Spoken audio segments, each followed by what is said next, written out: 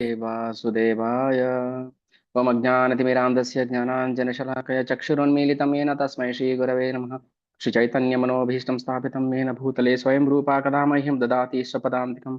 वन्देऽहं श्रीगुरो श्रीयुतः पदकमलं श्रीगुरून् वैष्णवांश्च श्रीरूपं सागरजातं सह गणरघुनाथान्वितं तं सजीवं साद्वैतं सावधूतं परिजनसहितं कृष्णचैतन्यदेवां श्रीराधा कृष्णपादान् सह गणललिता श्रीविशाखान्वितांश्च। हे कृष्णा करुणा सिंधो दीनबंधु जगतपते गोपेश गोपिका कांता राधा कांत नमोस्तुते। तप्त कांचन गौरांगी राधे वृंदावनेश्वरी वृषभानुसुते देवी प्रणमामि हरिप्रिये। वाञ्छाकल्पतरुभ्यश्च कृपा सिन्धुभ्य एव च पतितानां पावनेभ्यो वैष्णवेभ्यो नमो नमः। नमो विष्णुपादाय कृष्णप्रेष्ठाय भूतले श्रीमते भक्तिवेदान्त स्वामिनिति नामिने। नमस्ते सारस्वते देवे गौरवाणी प्रचारिणे निर्विशेष शून्यवादी पाश्चात्य देशतारिणे। जय श्री कृष्ण चैतन्य प्रभु नित्यानंद श्री अद्वैत गदाधर श्रीवासादि गौर भक्तवृंद। हरे कृष्ण कृष्ण कृष्ण हरे हरे, हरे राम राम राम हरे हरे। नमो विष्णुपादाय कृष्ण प्रेष्ठाय भूतले श्रीमते भक्ति विकास स्वामी नित्य नामिने। जय जय श्री चैतन्य जय नित्यानंद, जय द्वैता चंद्र जय गौर भक्त वृंद। हरे कृष्ण। ಶ್ರೀ ಚೈತನ್ಯ ಚರಿತಾಮೃತ ಆದಿಲೀಲಾ ಅಧ್ಯಾಯ 4, ಭಗವಾನ್ ಚೈತನ್ಯರ ಆವಿರ್ಭಾವದ ರಹಸ್ಯತಮ ಕಾರಣಗಳು.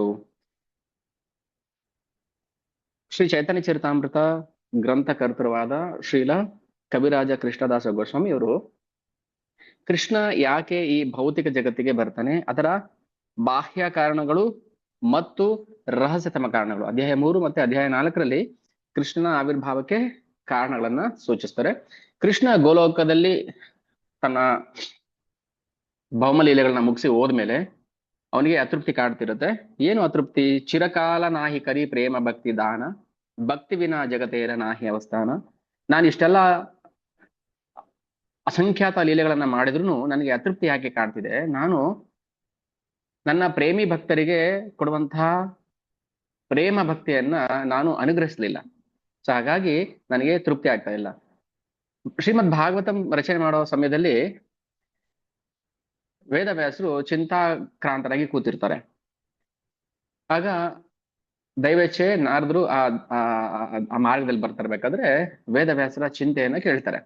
ವೇದವ್ಯಾಸ ಕೇಳ್ತಾರೆ ನಾರದರನ್ನ, ಇಬ್ರು ಭಗವಂತನ ಅಂಶ ಅವತಾರವೇ, ಆದ್ರೆ ಲೀಲೆ ಮಾಡ್ಬೇಕಲ್ಲ. ಸೊ ವೇದವ್ಯಾಸರು ನಾರದರನ್ನ ಕೇಳ್ತಾರೆ, ನನಗೇನೋ ಒಂದು ತೃಪ್ತಿ ಅನ್ನೋದಿಲ್ಲ, ಅತೃಪ್ತಿ ಕಾಡ್ತಿದೆ. ಇಷ್ಟೆಲ್ಲ ನಾನು ಪುರಾಣಗಳನ್ನ ರಚನೆ ಮಾಡಿ ಮಹಾಭಾರತವನ್ನು ರಚನೆ ಮಾಡಿದ್ರು ನನ್ಗೆ ಯಾಕೋ ಅತೃಪ್ತಿ. ಏನಕ್ಕೆ? ಏನ್ ಕಾರಣ? ಸೊ ನೀವು ಸಕಲ ಲೋಕ ಚಟುವಟಿಕೆಗಳನ್ನ ಬಲ್ಲವರು, ಎಲ್ಲರ ಹೃದಯದಲ್ಲಿ ವಾಸ ಮಾಡುವಂತವ್ರು, ನೀವು ಶುದ್ಧ ಭಕ್ತರು ನಾರದರೆ, ನನ್ನ ಅತೃಪ್ತಿಗೆ ಕಾರಣ ಏನು ಅಂತ ಕೇಳ್ತಾರೆ. ಆವಾಗ ನಾರದರ ಉಪದೇಶದ ಮೇಲೆಗೆ ಶ್ರೀಲ ವೇದವ್ಯಾಸರು ಶ್ರೀಮದ್ ಭಾಗವತವನ್ನ ರಚನೆ ಮಾಡ್ತಾರೆ. ಕೊನೆಯದಾಗಿ 18 ಪುರಾಣ. ಎಲ್ಲಿವರೆಗೂ ನೀವು ಭಗವಂತನ ಗುಣಾನುವರ್ಣನ ಮಾಡೋದಿಲ್ವೋ ಅಲ್ಲಿವರೆಗೂ ನಿಮ್ಗೆ ಎಷ್ಟೇ ಸಾಹಿತ್ಯ ರಚನೆ ಮಾಡಿದ್ರು ನಿಮ್ಗೆ ತೃಪ್ತಿ ಅನ್ನೋದಿಲ್ಲ. ಅಂದ್ರೆ ಅರ್ಥ, ಭಗವಂತನ ಗುಣಗಳನ್ನ ಯಾರು ಕೀರ್ತನೆ ಮಾಡೋದಿಲ್ಲ, ಹಾಡಿ ಹೊಗಳೋದಿಲ್ವೋ ಅವ್ರಿಗೆ ತೃಪ್ತಿ ಅನ್ನೋದು ಖಂಡಿತ ಸಿಗೋದಿಲ್ಲ. ಅದು ಬರೀ ಮನುಷ್ಯರಿಗೆ ಮಾತ್ರ ಅಪ್ಲೈ ಆಗೋದಿಲ್ಲ, ಭಗವಂತನಿಗೂ ಅಪ್ಲೈ ಆಗುತ್ತೆ. ಅಂದ್ರೆ ಭಗವಂತನು ಆಸೆ ಪಡ್ತಾನೆ, ಅವನು ಆಪ್ತಕಾಮ, ಅವನ್ ಯಾವ್ದ್ರ ಅವಶ್ಯಕತೆ ಇರೋದಿಲ್ಲ. ಆದ್ರೂ ನಾನು ಭಕ್ತಿ ಮಾಡ್ಬೇಕಲ್ಲ, ಆ ಭಕ್ತಿಯ ರುಚಿಯನ್ನು ನಾನು ಅನುಭವಿಸ್ಬೇಕಲ್ಲ ಅಂತ ಆಸೆ ಪಡ್ತಾನೆ. ಈಗ ಸೊ ಭಗವಂತ ಭಕ್ತನ ರೂಪದಲ್ಲಿ ಈ ಭೌತಿಕ ಜಗತ್ತಿಗೆ ಬಂದು ಲೀಲೆ ಮಾಡ್ತಾನೆ. ಈಗ ನಾನು ನಿಮ್ಮನ್ನ ಪ್ರಶ್ನೆ ಕೇಳ್ತೀನಿ, ಭಗವಾನ್ ಚೈತನ್ಯರ ಆವಿರ್ಭಾವಕ್ಕೆ 3 ಮುಖ್ಯ ರಹಸ್ಯತಮ ಕಾರಣಗಳಿದೆ. ಯಾರಿಗಾದ್ರೂ ನೆನಪಿದೆಯಾ? ಹೇಳ್ತೀರಾ? ಆ 3 ಮುಖ್ಯ ರಹಸ್ಯ ಕಾರಣಗಳು ಯಾವ್ದ್ಯಾವುದು? ಯಾಕೆ ಕೃಷ್ಣ ಚೈತನ್ಯ ಮಹಾಪ್ರಭು ಅವತಾರದಲ್ಲಿ ರೂಪದಲ್ಲಿ ಬರ್ಬೇಕಿತ್ತು? ರಹಸ್ಯ ಕಾರಣಗಳು ಏನು? ಇದು ಬೇಸಿಕ್, ಇದು ಎಲ್ರಿಗೂ ಗೊತ್ತಿರ್ಬೇಕಾಗಿರುವಂತ ವಿಷಯ. ಯಾವ 3 ಕಾರಣಗಳಿಗೋಸ್ಕರ ಕೃಷ್ಣ ಈ ಭೌತಿಕ ಜಗತ್ತಿ? ಹರೇ ಕೃಷ್ಣ. ಭಕ್ತಿ ಪ್ರಚಾರ ಮಾಡಕ್ಕೆ ಪ್ರಭು, ಭಕ್ತಿ ಭಕ್ತರು ಹೆಂಗಿರ್ಬೇಕು ಮತ್ತೆ ಭಕ್ತರು ಹೆಂಗಿರ್ಬೇಕು ಅಂತ ತೋರ್ಸಕ್ಕೋಸ್ಕರ ಬಂದಿದ್ದು. ಓಕೆ, ಅದು ರಹಸ್ಯತಮ ಕಾರಣ ಅಲ್ಲ, ಅದು ಓಕೆ, ಅದು ಒಂದು ಕಾರಣ, ಬಟ್ ಅದು 3 ಕಾರಣಗಳಲ್ಲಿ ಇಲ್ಲ. ಓಕೆ ಓಕೆ, ಹಾ ಅದು ಬೇಕಾದ್ರೆ 4ನೇ 5ನೇ ಕಾರಣ ಅಂತ ಹೇಳ್ಬೋದು. 3 ಮುಖ್ಯ ಕಾರಣಗಳು. ಬೇರೆ ಯಾರಾದ್ರು? ಭಗವಾನ್ ರಾಧಾರಾಣಿಯ ಚೈತನ್ಯ ಸ್ಥಾನದಲ್ಲಿ ತನ್ನಿರಿಸ್ಕೊಂಡು ಅನುಭವಿಸು. ಹಾ ಏನನ್ನ? ಅದೊಂದು ಒಂದನೇದು ಪ್ರಭು. ಆ ಪ್ರೇಮದ ರಸವನ್ನ ಅನುಭವಿಸ್ಬೇಕಾಗಿತ್ತು. Very good. ಓಕೆ, 1 ಪಾಯಿಂಟ್ ಆಯ್ತು. ಆಮೇಲೆ ಮತ್ತೆ ರಾಧಾರಾಣಿ ಅನುಭವಿಸ್ತಿರೋ ಪ್ರೇಮದ ಆನಂದನ ತಾವು ಅನುಭವಿಸ್ಬೇಕು ಅಂತ. ತಾನೂ ಕೂಡ ಆ. ಅನುಭವಿಸ್ಬೇಕು. ಓಕೆ, ಹಾ, ಹರೇ ಕೃಷ್ಣ ಪ್ರಭು. ಓಕೆ. ಹರೇ ಕೃಷ್ಣ. ದೈವ ಪ್ರೇಮದ ಮಾಧುರ್ಯ ಪಡಿಬೇಕು ಅಂತ. ದೈವಿ ಪ್ರೇಮದ ಮಾಧುರ್ಯವನ್ನ ತಾನು ಸವಿಬೇಕು. ಓಕೆ, ಹಾ, ತಾನು ಸವಿಬೇಕು ಅಂತ. ಓಕೆ, ಆಯ್ತು. ಆಮೇಲೆ ಕೃಷ್ಣನಲ್ಲಿ ರಾಧಾರಾಣಿಗಿದ್ದ ಆಕರ್ಷಣೆ ಹಾ. ಅದನ್ನ ಅವ್ರು ಸವಿಬೇಕು ಹಾ. ಅಂತ ಬರ್ತಾರೆ. ಹಾ, ಕೃಷ್ಣನಲ್ಲಿ ರಾಧಾರಾಣಿಗಿದ್ದ ಆಕರ್ಷಣೆ ಅಂದ್ರೆ ನನ್ನಲ್ಲಿ ಅಂಥ ಅಲೌಕಿಕ ಗುಣಗಳು ಏನಿದೆ ರಾಧಾರಾಣಿನ ಆಕರ್ಷಣೆ ಮಾಡುತ್ತಲ್ಲ, ಅದನ್ನ ನಾನು ಸವಿಬೇಕು, ನಾನು ತಿಳ್ಕೊಬೇಕು. ನನ್ನಲ್ಲಿ ಏನ್ ಗುಣ ಇದೆ ಅಂತ ನಾನು ತಿಳ್ಕೊಬೇಕು. ಅಂದ್ರೆ ಭಗವಂತನ ಸ್ವಭಾವ ಏನು ಅಂದ್ರೆ ತನ್ನಲ್ಲಿರುವಂತಹ ಗುಣಗಳ ಬಗ್ಗೆ ತನಗೆ ಅರಿವು ಇರೋದಿಲ್ಲ, ಅದನ್ನ ನಾನು ಸವಿಬೇಕು ಅಂತ ಆಸೆ ಪಡ್ತಾನೆ. ಸೊ 3 ಮುಖ್ಯ ಕಾರಣಗಳು. ಒಂದು, ಎಲ್ರಿಗೂ ಅರ್ಥ ಆಯ್ತಾ ಇದು? ಸ್ವಯಂ ಪ್ರೇರಣೆಯಿಂದ ಪ್ರೀತಿ ಮಾಡೋದು ಪ್ರಭು. ಸ್ವಯಂ ಪ್ರೇರಣೆಯಿಂದ ಉದಿಸಿದ ಆಕರ್ಷಣೆ ಇರುತ್ತಲ್ಲ, ಅದ್ರ ಬೇಸ್ ಮೇಲೆ ಭಕ್ತಿ ಮಾಡ್ಬೇಕು. ಸ್ವಯಂ ಪ್ರೇರಣೆಯಿಂದ ಉದಿಸಿದ ಆಕರ್ಷಣೆಯ ಪ್ಲಾಟ್ಫಾರ್ಮ್, ಆ ಆಕರ್ಷಣೆಯ ಮೂಲಕ ಭಕ್ತಿಯನ್ನ ಮಾಡ್ಬೇಕು. ಅದೇ ಪ್ರೇಮ ಭಕ್ತಿ. ಇಲ್ಲಾಂದ್ರೆ ಅದು ಭಕ್ತಿ ಅಂತ ಅನ್ಸ್ಕೊಳ್ಳೋದಿಲ್ಲ. ಇದು ಶಂಕರಿಂದ ಬರ್ಬೇಕು ತೀರ್ಥ. ಅಂದ್ರೆ ನಮ್ಮ ಹೃದಯದಲ್ಲಿ ಸ್ವಯಂ ಪ್ರೇರಿತ ಆಕರ್ಷಣೆ ಇಲ್ಲ ಅಂದ್ರೆ ಭಕ್ತಿ ಮಾಡಕ್ಕಾಗಲ್ಲ ನಾವು. ಅದನ್ನ ತೋರ್ಸಕ್ಕೋಸ್ಕರ ಕೃಷ್ಣ ಆ ರೂಪದಲ್ಲಿ ಬರ್ತಾರೆ. 3 ಮುಖ್ಯ ಕಾರಣಗಳು. ಯಾಕಂದ್ರೆ ಈಗ ನಮ್ಮೆಲ್ಲರ ಪ್ರೇಮದ ವಸ್ತು ಯಾವುದು? ಮ್ಯೂಟ್ ಮಾಡ್ಕೊಳ್ಳಿ. ನಮ್ಮೆಲ್ಲರ ಪ್ರೇಮದ ವಸ್ತು ಯಾವುದು? ನಾವೆಲ್ಲರೂ ಹಿಂದೂ, ಮುಸ್ಲಿಂ, ಕ್ರಿಶ್ಚಿಯನ್, ಪ್ರಾಣಿ, ಪಕ್ಷಿ, ಗಿಡ, ಮರ, ದೇವತೆಗಳು, ರಾಕ್ಷಸರು ಎಲ್ಲರೂ ಪ್ರೀತಿ ಮಾಡುವಂತಹ ಪ್ರೇಮದ ವಸ್ತು ಯಾರು? ಭಗವಂತನ ಭಕ್ತಿ ಮಾಡಲು ಕೃಷ್ಣ. ಭಗವಂತ. ಭಗವಂತ ಪ್ರೇಮದ ವಸ್ತು. ಪ್ರೇಮದ ಗುರಿ ಯಾವುದು? ಪ್ರೇಮದ ಗುರಿ ರಾಧಾರಾಣಿ.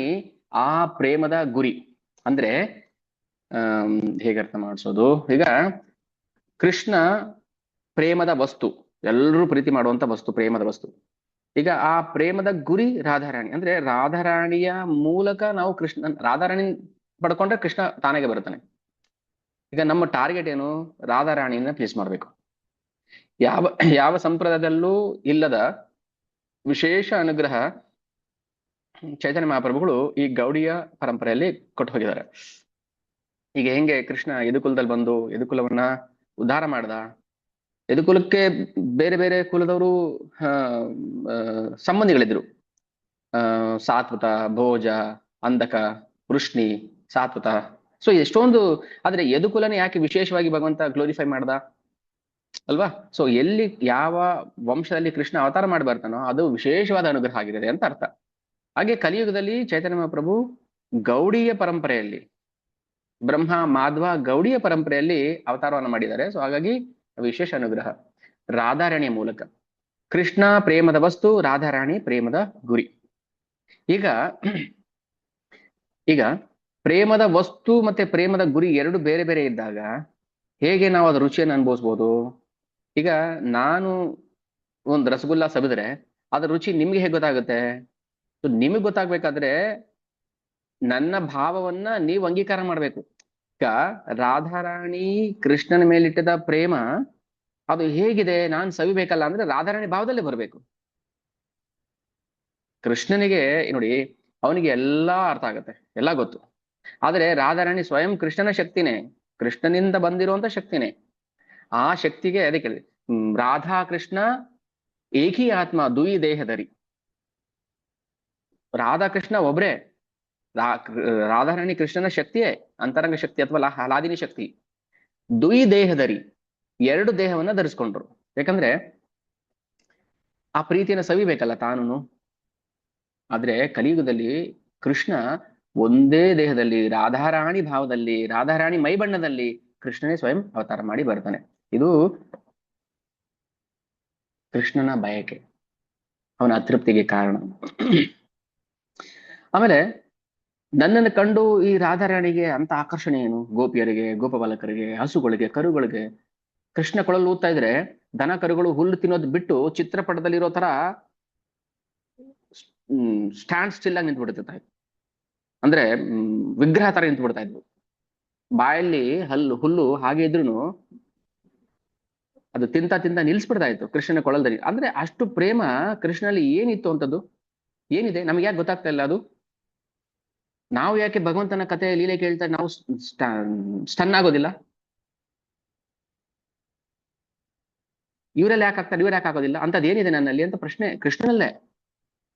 ಅಂತ ದಿವ್ಯ ಪ್ರೇಮದ ಸ್ವಾದವನ್ನ, ಟೇಸ್ಟ್ ನ ತಾನು ಕೂಡ ಅರ್ಥ ಮಾಡ್ಕೋಬೇಕು ಅಂತ ಕೃಷ್ಣನಲ್ಲಿ ಅಪೇಕ್ಷೆ ಬಂತು. ಎಷ್ಟು ಚೆನ್ನಾಗಿರುತ್ತಲ್ವಾ? ಮ್ಯೂಟ್ ಮಾಡ್ಕೊಳ್ಳಿ. ಅಂದ್ರೆ ತನ್ನದೇ ಮಾಧುರ್ಯ ಪ್ರೇಮವನ್ನ ತಾನೇ ಅರ್ಥ ಮಾಡ್ಕೋಬೇಕು. ಅದಕ್ಕೋಸ್ಕರ ಕೃಷ್ಣ ರಾಧಾರಾಣಿಯ ಭೂಮಿಕೆಯನ್ನ ನಿಭಾಯಿಸ್ತಾನೆ. ಅರ್ಥ ಆಯ್ತಾ ಇದು?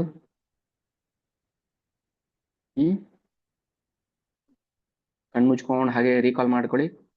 ನಾನ್ ಕೃಷ್ಣ ಈಗ ರಾಧಾರಾಣಿ ಪ್ರೀತಿಯನ್ನ ನಾನು ಹೇಗೆ ಅರ್ಥ ಮಾಡ್ಕೋಬೇಕು? ರಾಧಾರಾಣಿಗೆ ನನ್ನನ್ನು ನೋಡಿದಾಗ ಏನ್ ಆನಂದ ಆಗುತ್ತೆ ಮುಖದಲ್ಲಿ ಸ್ಮೈಲ್ ಬರುತ್ತೆ, ಆನಂದ ಆಗುತ್ತೆ. ಬಟ್ ಒಳಗಡೆ ಅದು ಎಷ್ಟು ಟೇಸ್ಟ್ ಇರುತ್ತೆ ಒಳಗಡೆ. ನಾವು ರಸಗುಲ್ಲ ಹೊರಗಡೆ ನೋಡಿದ್ರೆ ನಮ್ಗೆ ಟೇಸ್ಟ್ ಅರ್ಥ ಆಗುತ್ತಾ? ಅದು ಸವಿಬೇಕು. ಆಗ ರಾಧಾರಾಣಿಯ ಪ್ರೇಮವನ್ನು ನಾನ್ ಸವಿಬೇಕಾದ್ರೆ ಏನ್ ಮಾಡ್ಬೇಕು? ರಾಧಾರಾಣಿ ಭೂಮಿಕೆನೆ ನಾನು ನಿಭಾಯಿಸ್ಬೇಕು. ಇದು ಕೃಷ್ಣನ ಅಲೌಕಿಕ ಲೀಲೆ. ಅರ್ಥ ಮಾಡ್ಕೊಳಕ್ ಆಗೋದಿಲ್ಲ. ಆಮೇಲೆ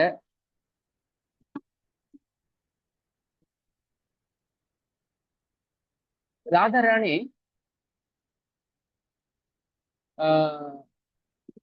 ಕೃಷ್ಣನ ಯಾವ ಗುಣವನ್ನ ಮೆಚ್ಕೊಂಡ್ಲು? ಏನಾದ್ರು ಒಂದು ಗುಣ ಇರ್ಬೇಕಲ್ಲ, ಅಥವಾ ಏನಾದ್ರು ಒಂದು ಸೌಂದರ್ಯ, ರೂಪ, ಲೀಲಾ, ಮಾಧುರ್ಯ, ಏನೋ ಒಂದು ಅದು ಏನಿದೆ ನನ್ನೊಳಗೆ. ಓಕೆ, ರಾಧಾರಾಣಿ ಆನಂದವನ್ನ ನಾನು ಸವಿಬೇಕಂತ ಆಸೆ ಆಯ್ತು. ಅಂತದ್ದು ಏನಿದೆ ನನ್ನಲ್ಲಿ ವಿಶೇಷವಾಗಿರುವಂಥದ್ದು? ಏನಾದ್ರು ಇದ್ರೆ ತಾನೇ ರಾಧಾರಾಣಿ ಆಕರ್ಷಣೆ ಆಗೋದು. ಅಂಥದ್ದು ಏನಿದೆ ನನ್ನಲ್ಲಿ ಅಂತ ತಾನು ನೋಡ್ಕೋಬೇಕು. ನನ್ನ ಮುಖ ನಾನೇ ಕನ್ನಡಿ ನೋಡ್ಕೋಬೇಕು. ಅದಕ್ಕೆ ಒಂದು ಕನ್ನಡಿ ಬೇಕು. ಇಲ್ಲ ನನ್ನ ಮುಖ ನಾನೇ ಹೆಂಗ್ ನೋಡ್ಕೊಳಕ್ಕಾಗುತ್ತೆ? ಹೌದಾ? ಒಂದು ವಸ್ತು ಬೇಕು, ಒಂದು ಕನ್ನಡಿ ಅನ್ನೋದು ಬೇಕು. ಇಲ್ಲ ನನ್ನ ಮುಖ ನಾನು ಕಾಣಿಸೋದಿಲ್ಲ. ಹಾಗೆ ಭಗವಂತ ಈ 3 ರಹಸ್ಯ ಕಾರಣಗಳಿಗೋಸ್ಕರ ಅವತಾರ ಮಾಡಿ ಬರ್ತಾನೆ. ಅವರೇ ಭಗವಾನ್ ಶ್ರೀ ಚೈತನ್ಯ ಮಹಾಪ್ರಭು. ಇದು ಕಾರಣ ಅರ್ಥ ಆಯ್ತಲ್ಲ? ಈಗ ಕಂಟಿನ್ಯೂ ಮಾಡೋಣ. ಕೃಷ್ಣ ರಸವಿಗ್ರಹ, ರಸಿಕ ಶೇಖರ. ಅವನು ಎಲ್ಲ ರಸಗಳ ಮೂಲ. ಪ್ರತಿಯೊಂದು ರಸವೂ ಕೂಡ ಅದು ಕೃಷ್ಣನ ಕೃಪೆಯಿಂದನೇ ಬರುತ್ತೆ. ಕೃಷ್ಣ ಯಾರಿಗೆ ಅನುಗ್ರಹ ಮಾಡ್ತಾನೆ ಅವ್ರಿಗಷ್ಟೇ ನನ್ ಪಾಪ ಹೋಗ್ಲಿ, ಬೇಗ ಎದ್ದಿದೆ ಇವತ್ತು. ಮ್ಯೂಟ್ ಮಾಡ್ಕೊಳ್ಳಿ. ನಾನು ಮ್ಯೂಟ್ ಮಾಡ್ಬಿಡ್ಲ ಎಲ್ಲದು. ಓಕೆ. ರಸಿಕ ಶೇಖರ ಕೃಷ್ಣ ಪರಮ ಕರುಣ, ಏ ದುಯ್ ಹೇತು ಐತೆ ಇಚ್ಚಾರ ಉದ್ಗಮ. ಕೃಷ್ಣ ಪರಮ ಕರುಣ. ಯಾರಾದ್ರೂ ಯಾವ್ದಾದ್ರು ರಸದಲ್ಲಿ ಕೃಷ್ಣನನ್ನ ಸೇವಿಸ್ಬೇಕು, ಆನಂದಿಸ್ಬೇಕು, ಕೃಷ್ಣನಿಗೆ ಪ್ರೀತಿಯನ್ನು ಕೊಡ್ಬೇಕು ಅಂತ ಇದ್ರೆ ಕೃಷ್ಣ ಖಂಡಿತವಾಗ್ಲೂ ಅವ್ರಿಗೆ ಕರುಣೆ ಕೊಡ್ತಾನೆ. ಜಯ ವಿಜಯರಿಗೆ ಶಾಪ ಬಂದು ಶಾಪಗ್ರಸ್ತರಾಗಿ ಈ ಭೌತಿಕ ಜಗತ್ತಿಗೆ ಪತನ ಆಗ್ಬೇಕಾದ್ರೆ ಭಗವಾನ್ ಶ್ರೀ ವಿಷ್ಣು ಅವರಿಗೆ ಒಂದು ಅನುಗ್ರಹ ಮಾಡ್ತಾರೆ. ಅವ್ರು ಕೇಳಿದಿಷ್ಟೇ, ನನಗೆ ಯಾವತ್ತೂ ನಿನ್ನ ಸ್ಮರಣೆಯಿಂದ ವಿಮುಕ್ತಿ ಸಿಗದೇ ಇರಲಿ, ಅಂದ್ರೆ ನಿನ್ನ ಸ್ಮರಣೆಯಿಂದ ನಾನು ದೂರ ಹೋಗದೇ ಇರಲಿ, ನಾನು ಯಾವಾಗ್ಲೂ ನಾವು ಸ್ಮರಣೆ ಮಾಡ್ತಾ ಇರ್ಬೇಕು, ಆ ತರ ಅನುಗ್ರಹ ಮಾಡುವ. ಆದ್ರೆ ಬ್ರಾಹ್ಮಣರ ಶಾಪ ಬೇರೆ ಇತ್ತು, ಪತಿತರಾಗಿ ಅಂತ, ವಿಷ್ಣು ದ್ವೇಷಗಳಾಗ್ಬೇಕಿತ್ತು. ಸೊ ಅದಕ್ಕೆ ವಿಷ್ಣು ದ್ವೇಷಗಳಾಗಿದ್ರು ಕೂಡ ದ್ವೇಷದಲ್ಲಿ ಭಗವಂತ ಸ್ಮರಣೆ ಮಾಡುವಂತ ಅನುಗ್ರಹವನ್ನ ಭಗವಂತನೇ ಕೊಟ್ಟಿದ್ದು. ಅಂದ್ರೆ ದ್ವೇಷ ಮಾಡೋಕ್ಕೂ ಕೂಡ ಅನುಗ್ರಹ ಭಗವಂತನೇ ಕೊಡ್ಬೇಕು, ಪ್ರೀತಿ ಮಾಡೋಕ್ಕೂ ಅನುಗ್ರಹ ಭಗವಂತನೇ ಕೊಡ್ಬೇಕು. ಬಟ್ ನಾವು ಕೇಳಬೇಕು. ನಾವು ಕೇಳದೆ ಭಗವಂತ ಏನು ಕೊಡೋದಿಲ್ಲ. ಆದ್ರೆ ಏನ್ ಕೇಳಬೇಕು ಅನ್ನೋದು ಗೊತ್ತಿಲ್ಲ ನಮ್ಗೆ, ಅದು ಪ್ರಾಬ್ಲಮ್. ರಸಿಕನ ಹತ್ರ ಹೋಗಿ ನಾವೇನ್ ಕೇಳಬೇಕು? ಕೃಷ್ಣ ರಸಿಕ ಶೇಖರ, ಕೃಷ್ಣ ಪರಮ ಕರುಣ. ಅವನಿಗೆ ಯಾವ್ದು ಇಷ್ಟ ಆಗುತ್ತೋ ಅದನ್ನು ಕೇಳಬೇಕು ನಾವು. ನಿನ್ನ ಸ್ಮರಣೆ ಕೊಡು, ನಿನ್ನ ಭಕ್ತಿ ಕೊಡು, ನಿನ್ನ ದಿವ್ಯ ಲೀಲೆಗಳನ್ನ ಸ್ಮರಣೆ ಮಾಡಿಸು, ನನಗೆ ಭಕ್ತಿ ಕೊಡು, ನಿನ್ನ ಪಾದದ ಆಶ್ರಯ ಕೊಡು ಅಂತ ಕೇಳಬೇಕು. ಅವಾಗಷ್ಟೇ ಭಗವಂತ ಅನುಗ್ರಹ ಮಾಡ್ತಾನೆ. ಕೆಲವು ವೇಳೆ ಏನಾಗುತ್ತೆ, ಐಶ್ವರ್ಯ ಬಂದಾಗ ಮನುಷ್ಯನಿಗೆ ಆ ಐಶ್ವರ್ಯ ಭಗವಂತನ ಮೇಲಿರೋ ಪ್ರೀತಿಯನ್ನ ಹಾಳು ಮಾಡ್ಬಿಡುತ್ತೆ, ನಾಶ ಮಾಡ್ಬಿಡುತ್ತೆ. ಪ್ರೀತಿ ಹೊರಟೋಗ್ಬಿಡುತ್ತೆ ಭಗವಂತನ ಮೇಲೆ. ಅದನ್ನ ಹೀಗೂ ಹೇಳ್ಬೋದಲ್ಲ, ಭಗವಂತನ ಐಶ್ವರ್ಯ ಭಾವದಲ್ಲಿ ಏನಾದ್ರು ಆರಾಧನೆ ಮಾಡಕ್ ಹೋದ್ರೆ ಆ ಪ್ರೀತಿನೂ ಕೂಡ ಶಿಥಿಲ ಆಗ್ಬಿಡುತ್ತೆ, ವೀಕ್ ಆಗ್ಬಿಡುತ್ತೆ ಪ್ರೀತಿ. ಯಾಕಂದ್ರೆ ಪ್ರತಿಯೊಬ್ಬರಿಗೂ ಆ ಏನಾದ್ರೂ ಒಂದು ಲೌಕಿಕ ಕಾಮನೆಗಳಿದ್ದೇ ಇರುತ್ತೆ, ಏನಾದ್ರೂ ಇರುತ್ತೆ, ಅಸಂಖ್ಯಾತ ಲೌಕಿಕ ಕಾಮನೆಗಳಿರುತ್ತೆ, ಒಂದಲ್ಲ ಎರಡಲ್ಲ. ಯಾವುದೋ ಒಂದು ಕಾಮನೆಯನ್ನ ಮುಂದೆ ಇಟ್ಕೊಂಡು ನಾವು ಭಗವಂತನ ಆರಾಧನೆ ಮಾಡ್ತಿದ್ದೀವಿ, ಮುಂದಕ್ಕೂ ಮಾಡ್ತೀವಿ. ಆದ್ರೆ ಆ ಆ ಆ ಪ್ರೇಮಕ್ಕೆ ಭಗವಂತ ಒಲಿಯೋದಿಲ್ಲ, ಅವನ ಆಕರ್ಷಿತನಾಗೋದಿಲ್ಲ. ಒಂದು ಉದಾಹರಣೆ ಕೊಟ್ಟು ಹೇಳ್ತಾ ಇದ್ದೆ ನಿನ್ನೆ, ಮ್ಯಾಗ್ನೆಟ್ದು. ಈಗ ಎರಡು ಸೌತ್ ಪೋಲ್ ನಾರ್ತ್ ಪೋಲ್ನ ಸೇಮ್ ಪೋಲ್ ಇಟ್ರೆ, ಈಗ ನಾರ್ತ್ ಪೋಲ್ ಇಟ್ರೆ ಏನಾಗುತ್ತೆ, ಅದು ತಳ್ಳುತ್ತೆ. ಅದೇ ವಿರುದ್ಧ ಪೋಲ್ ಇದ್ರೆ ಏನಾಗುತ್ತೆ, ಆಕರ್ಷಣೆ ಮಾಡುತ್ತೆ. ಭಗವಂತನ ವಿಚಾರದಲ್ಲಿ ಹೆಂಗಂದ್ರೆ, ಭಗವಂತನ ಇಚ್ಛೆಗೆ ವಿರುದ್ಧವಾಗಿದ್ರೆ ಅವ್ನು ತಳ್ಳಿಬಿಡ್ತಾನೆ, ಭಗವಂತನ ಇಚ್ಛೆಗೆ ಪೂರಕವಾಗಿದ್ರೆ ಅಟ್ರಾಕ್ಟ್ ಮಾಡ್ಬಿಡ್ತಾನೆ. ಭಗವಂತನ ವಿಚಾರದಲ್ಲಿ ಆ ಶಕ್ತಿನ ಯಾರು ಕೊಡೋದು? ಅದು ಭಗವಂತನೇ ಕೊಡೋದು. ಐಶ್ವರ್ಯ ಜ್ಞಾನೇತೆ ಸಭ ಜಗತ್ ಮಿಶ್ರಿತ, ಐಶ್ವರ್ಯ ಶಿಥಿಲ ಪ್ರೇಮೆ ನಹಿ ಮೋರ ಪ್ರೀತ. ಯಾರಾದ್ರೂ ನನ್ನನ್ನ ಭವ್ಯತೆಯಿಂದ ಆರಾಧನೆ ಮಾಡಕ್ ಹೋದ್ರೆ, ಅಥವಾ ನನ್ನ ಐಶ್ವರ್ಯವನ್ನ ಕಲ್ಪಿಸ್ಕೊಂಡು, ಓ ಕೃಷ್ಣ ದೊಡ್ಡವನು, ಇಡೀ ಬ್ರಹ್ಮಾಂಡದ ನಾಯಕ, ಕ್ಷೀರಸಾಗರದಲ್ಲಿ ಮಲಗಿರ್ತಾನೆ, ಅವನ ಸುತ್ತ ಆದಿಶೇಷ ಇರ್ತಾನೆ, ಸೊ ಇದೆಲ್ಲ ಭವ್ಯತೆ ಅಲ್ವಾ? ಈ ಭವ್ಯತೆಯಿಂದ ಏನಾದ್ರೂ ನನ್ನ ಮೇಲೆ ಪ್ರೀತಿ ಅದು ಶಿಥಿಲ ಆಯ್ತು ಅಂದ್ರೆ ಅದು ನನ್ನನ್ನು ಆಕರ್ಷಣೆ ಮಾಡೋದಿಲ್ಲ. ಸೊ ಈ ಪ್ರೇಮವನ್ನ ನಾವು ಬೆಳೆಸ್ಕೋಬೇಕು ಭಗವಂತನ ಮೇಲೆ. ಅದು ಸ್ವಯಂ ಪ್ರೇರಣೆಯಿಂದ ಬರಬೇಕು, ಸ್ವಯಂ ಸ್ಫೂರ್ತಿಯಿಂದ ಬರಬೇಕು. ಯಾರಾದ್ರೂ ಭಗವಂತನನ್ನ ನನ್ನ ಮಗ, ನನ್ನ ಗೆಳೆಯ, ನನ್ನ ಪ್ರಾಣಪತಿ, ನನ್ನವನು ಅಂತ ಹೋದ್ರೆ ಹೇಳ್ತಾರೆ, ಏಯ್ ಭಾವೆ ಏಯ್ ಮೋರೆ ಕರೆ ಶುದ್ಧ ಭಕ್ತಿ. ಇದನ್ನೇ ಶುದ್ಧ ಭಕ್ತಿ ಅಂತ ಕರೆಯೋದು. ಈಗ ನಾವ್ ಹೇಳ್ತೀವಿ ಭಕ್ತಿ ಮಾಡಿ ಶುದ್ಧ ಭಕ್ತಿ ಮಾಡಿ. ಏನ್ ಶುದ್ಧ ಭಕ್ತಿ ಮಾಡಿ ಅಂದ್ರೆ ಅರ್ಥ? ಸಂಬಂಧ ತತ್ವನೇ ನಮ್ಗೆ ಅರ್ಥ ಆಗಿಲ್ಲ ಅಂದ್ರೆ ಶುದ್ಧ ಭಕ್ತಿ ಮಾಡಕ್ ಆಗಲ್ಲ. ಕೃಷ್ಣ ದೇವ್ರು ಅಷ್ಟೇನಾ? ಬಿಲ್ವಮಂಗಲ ಠಾಕೂರಿಗೆ ಕೃಷ್ಣನ ಓ ದೇವ ಅಂತ ಹೇಳಿದ ತಕ್ಷಣ ಬೇಜಾರಾಗುತ್ತೆ ಕೃಷ್ಣನ್ಗೆ. ನನ್ನ ಭಕ್ತ ನನ್ನನ್ನ ದೇವ ಅಂತ ಕರಿಬಾರ್ದು, ನನ್ನ ಗೆಳೆಯ, ಮೋರಾ ಪುತ್ರ, ಮೋರಾ ಸಖ, ಮೋರ ಪ್ರಾಣಪತಿ ಅಂತ ಕರಿಬೇಕು. ನಾನ್ ದೇವರಾಗ್ಬಿಟ್ಟು ನಿನಗೆ ಹಾಗಾದ್ರೆ ಪೂಜೆ ಮಾಡು ನನಗೆ. ಯಾವಾಗ ಭಗವಂತನ ಪೂಜೆ ಮಾಡಕ್ ಹಿಡಿತೀವಿ ಆಗ ಪ್ರೇಮ ಶಿಥಿಲ ಆಗ್ಬಿಡುತ್ತೆ ಭಗವಂತನ. ಅದಕ್ಕೆ ವೈದಿ ಭಕ್ತಿಯಿಂದ ನಾವು ಆದಷ್ಟು ಬೇಗ ರಾಗ ಭಕ್ತಿಗೆ ಬರಬೇಕು. ವೈದಿ ಭಕ್ತಿ ನಾವ್ ಎಷ್ಟೇ ಪೂಜೆ ಪುನಸ್ಕಾರ, ಮಂಗಳಾರತಿ, ಆರತಿ, ಇದು ಅದು ಮಾಡಿದ್ರು ಒಳಗಡೆ ಪ್ರೇಮ ರಾಗ ಬರೋದಿಲ್ಲ ವೈದಿ ಭಕ್ತಿಯಲ್ಲಿ. ಆದ್ರೆ ವೈದಿ ಭಕ್ತಿ ಮಾಡ್ಲೇಬೇಕು ಪ್ರತಿಯೊಬ್ರು, ಅದ್ರಲ್ಲಿ ಎಲ್ರು ಪಾಸ್ ಆಗ್ಬೇಕು. ವೈದಿ ಭಕ್ತಿನೇ ಇನ್ನು ಆಚರಣೆ ಮಾಡಕ್ ಶುರು ಮಾಡಿಲ್ಲ ಅಂದ್ರೆ ಮತ್ತೆ ಅವರಿಗೆ ಭಗವಂತನ ಮೇಲೆ ಆಕರ್ಷಣೆ ಎಲ್ಲಿ ಬರುತ್ತೆ? ಪತಿತ್ರೇ ಅವರು ನಾಶ ಆದ್ರು ಅಂತ ಅರ್ಥ.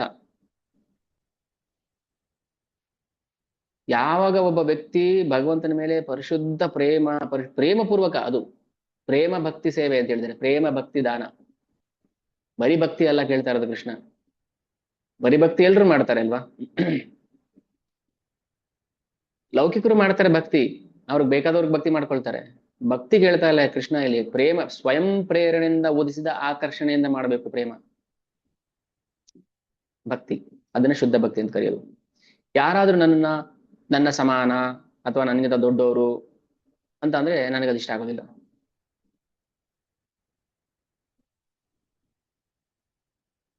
ಯಾರಿಗೆ ಭಗವಂತ ಅಧೀನ ಆಗ್ತಾನೆ? ಆಪನಾಕೆ ಬಡಮಾನೆ ಆಮಾರೆ ಸಮಹೀನ. ಆಪನಾಕೆ ಬಡಮಾನೆ ಅಂದ್ರೆ ಅವನೇ ನನಗಿಂತ ದೊಡ್ಡವನು, ಅಂದ್ರೆ ನನ್ನ ಭಕ್ತ ನನಗಿಂತ ದೊಡ್ಡವನು ಅನ್ನೋ ಭಾವದಲ್ಲಿ ಯಾರು ಬರ್ತಾರೆ ಅವ್ರಿಗೆ ನಾನು ಅಧೀನ ಆಗ್ಬಿಡ್ತೀನಿ. ಆದ್ರೆ ಹೇಗ್ ಬೆಳೆಸ್ಕೊಳಕ್ ಸಾಧ್ಯ? ಅದನ್ನ ಕೃಷ್ಣನಿಗಿಂತ ನಾನ್ ದೊಡ್ಡವನು, ಒಂದು ಅಹಂಕಾರ ಬರುತ್ತೆ, ಹೌದಾ? ಈಗ ಗೋಪ ಬಾಲಕರು ಹೇಳ್ತಾರೆ, ಕೃಷ್ಣ ಹೆಗ್ಲ ಮೇಲೆ ಕೂತ್ಕೊಂಡು, ಎತ್ಕೋ ನನ್ನನ್ನ ಈಗ ಹೆಗ್ಲ ಮೇಲೆ, ಈಗ ನಾನು ನಿನ್ಗಿಂತ ಎತ್ತರ ಇದ್ದೀನಿ ಅಲ್ವಾ, ಈಗ ನಾನ್ ದೊಡ್ಡವನು. ಭಕ್ತ ಹೇಳುವಾಗ ಹೆಂಗಿರುತ್ತೆ, ಒಬ್ಬ ಅಭಕ್ತ ಹೇಳ್ದಂಗಿರುತ್ತೆ. ಏನ್ ದೇವ್ರಿದಾನ, ನಾನೇ ದೇವ್ರು, ಅಹಂ ಈಶ್ವರೋ ಅಹಂ ಭೋಗಿ ಸಿದ್ಧೋಹಂ ಬಲವಾನ್ ಸುಖಿ. ಇದು ಅಹಂಕಾರ, ಮಿಥ್ಯ ಅಹಂಕಾರ. ಸೊ ಕೃಷ್ಣ ನೋಡಿ, ಭಾವ ಬೇರೆ ಬೇರೆ ಆದ್ರೆ ಮಾತು ಒಂದೇ. ನಾನು ಕೃಷ್ಣನಿಗಿಂತ ದೊಡ್ಡವನು. ಭಕ್ತ ಹೇಳ್ದಂಗಿರುತ್ತೆ, ಅಂತ ಭಕ್ತನಿಗೆ ಕೃಷ್ಣ ಅಧೀನ ಆಗ್ಬಿಡ್ತಾನೆ. ಆದ್ರೆ ಒಬ್ಬ ನೀಚ ಅಧಮ, ನಾನ್ ದೇವ್ರಿಗಿಂತ ದೊಡ್ಡವನು ಅಂತ ಅಂದ್ರೆ ಅವನಿಗೆ ಭಗವಂತ ಆಕರ್ಷಿತನಾಗೋದಿಲ್ಲ, ಅದು ಮಿಥ್ಯಾಹಂಕಾರ ಆಗ್ಬಿಡುತ್ತೆ. ಅದಕ್ಕೆ ನಾವು ಶ್ರೀ ಚೈತನ್ಯ ಚರಿತಾಮೃತ ನಾವು ಗ್ರಂಥ ಅಧ್ಯಯನ ಮಾಡಿದಾಗ ಮೂರು ಬಗೆಯ ಭಕ್ತಿ ಸೇವೆ ನಮ್ಗೆ ಗೊತ್ತಾಗುತ್ತೆ. ಯಾವ್ದ್ಯಾವ್ದು ಗೊತ್ತಿದೆ? ಯಾವ್ದು? ಸಾಮಾನ್ಯ ಭಕ್ತಿ ಸೇವೆ. ಈಗ ನಾವ್ ಹೇಳಿದ್ವಲ್ಲ, ಎಲ್ರು ಸಾಮಾನ್ಯ ಭಕ್ತಿ, ಈಗ ದೇವತೆಗಳನ್ನ ಆರಾಧನೆ ಮಾಡ್ತಾರೆ, ಪಿತೃಗಳನ್ನ ಭೂತಗಣಗಳನ್ನ ಆರಾಧನೆ ಮಾಡ್ತಾರೆ. ಆಮೇಲೆ ವಿದ್ಧ ಭಕ್ತಿ ಅಂತ ಹೇಳ್ತಾರೆ. ಭಕ್ತಿ ಎರಡನೇದು ವಿದ್ಧ ಭಕ್ತಿ, ಅಂದ್ರೆ ಮಿಶ್ರ ಭಕ್ತಿ, ಮಿಕ್ಸ್ಡ್ ಡಿವೋಷನ್. ಏನು ಮಿಶ್ರ ಭಕ್ತಿ ಅಂದ್ರೆ ಅದರಲ್ಲಿ ಜ್ಞಾನ ಮಿಶ್ರಣ ಆಗಿರುತ್ತೆ, ಇಲ್ಲ ಕರ್ಮ ಮಿಶ್ರ ಆಗಿರುತ್ತೆ. ಜ್ಞಾನ ಮಿಶ್ರಿತ ಭಕ್ತಿ, ಕರ್ಮ ಮಿಶ್ರಿತ ಭಕ್ತಿ, ಅದನ್ನ ಶುದ್ಧ ಭಕ್ತಿ ಅಂತ ಕರೆಯೋದಿಲ್ಲ.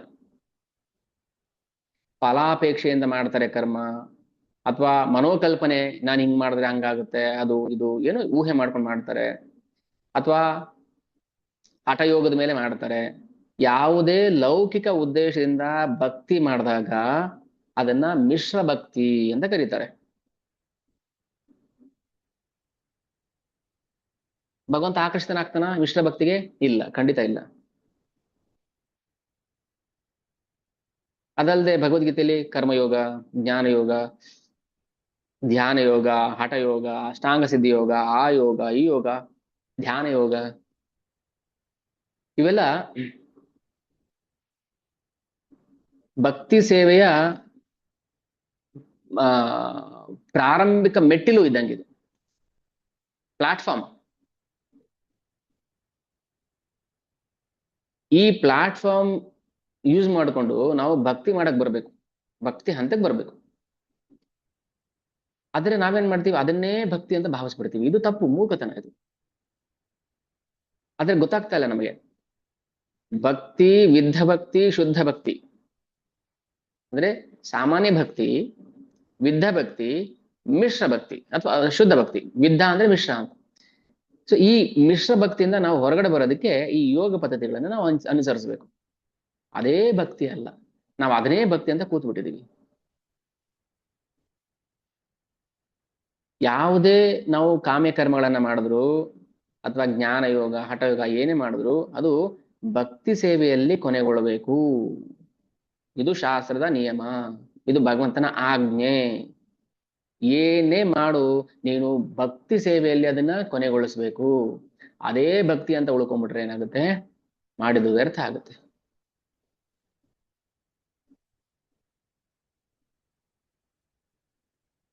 ಇದು ಎಲ್ಲರನ್ನೂ ಗೊಂದಲಕ್ಕೆ ಈಡು ಮಾಡಿ ನಮ್ಮನ್ನ ಭಕ್ತಿಯಿಂದ ವಾಪಸ್ ಯೂಟರ್ನ್ ಮಾಡ್ಕೊಂಡು ಕರ್ಕೊಂಡು ಹೋಗ್ತಿದೆ ನರಕಕ್ಕೆ. ಪ್ರತಿಯೊಬ್ರು ಭಗವಂತನ ಸೇವೆಗೆ ಬರ್ಲೇಬೇಕು, ಭಕ್ತಿ ಸೇವೆಗೆ ಬರ್ಲೇಬೇಕು. ಇಲ್ಲ ಅಂದ್ರೆ ಮಾಡಿದ ವ್ಯರ್ಥ ಆಯ್ತು.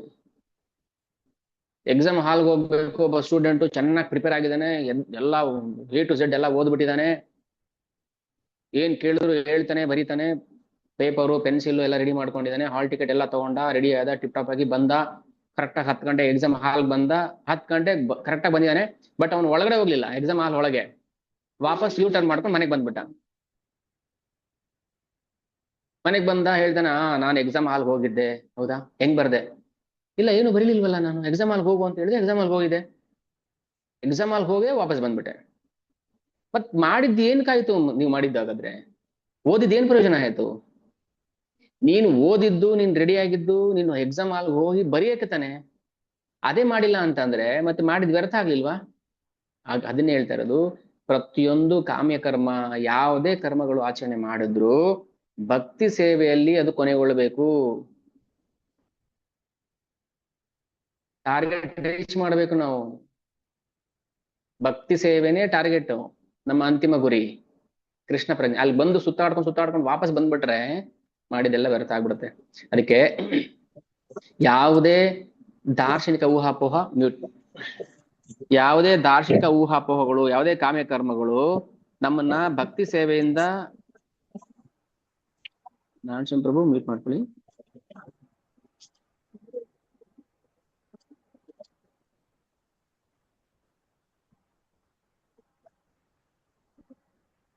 ಊಟ ಆಯ್ತಾ?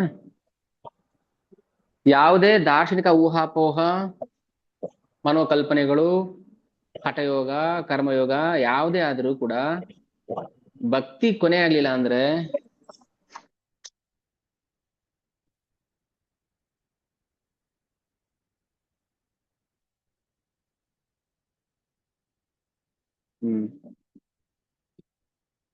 ಹ. ಯಾವುದೇ ದಾರ್ಶನಿಕ ಊಹಾಪೋಹ. ಏನು ದಾರ್ಶನಿಕ ಊಹಾಪೋಹ ಅಂದ್ರೆ ಸ್ಪೆಕ್ಯುಲೇಟ್ ಮಾಡ್ತೀವಿ ನಾವು, ಊಹೆ. ಉದಾಹರಣೆಗೆ ಈಡ್ಗಾಯಿ ಹೊಡೆದ್ರೆ ನಮ್ಗೆ ಒಳ್ಳೇದಾಗುತ್ತೆ. ಯಾರು ಹೇಳಿದ್ರು? ಕುಂಬಳಕಾಯಿ ಹೊಡೆದ್ರೆ ಒಳ್ಳೇದಾಗುತ್ತೆ.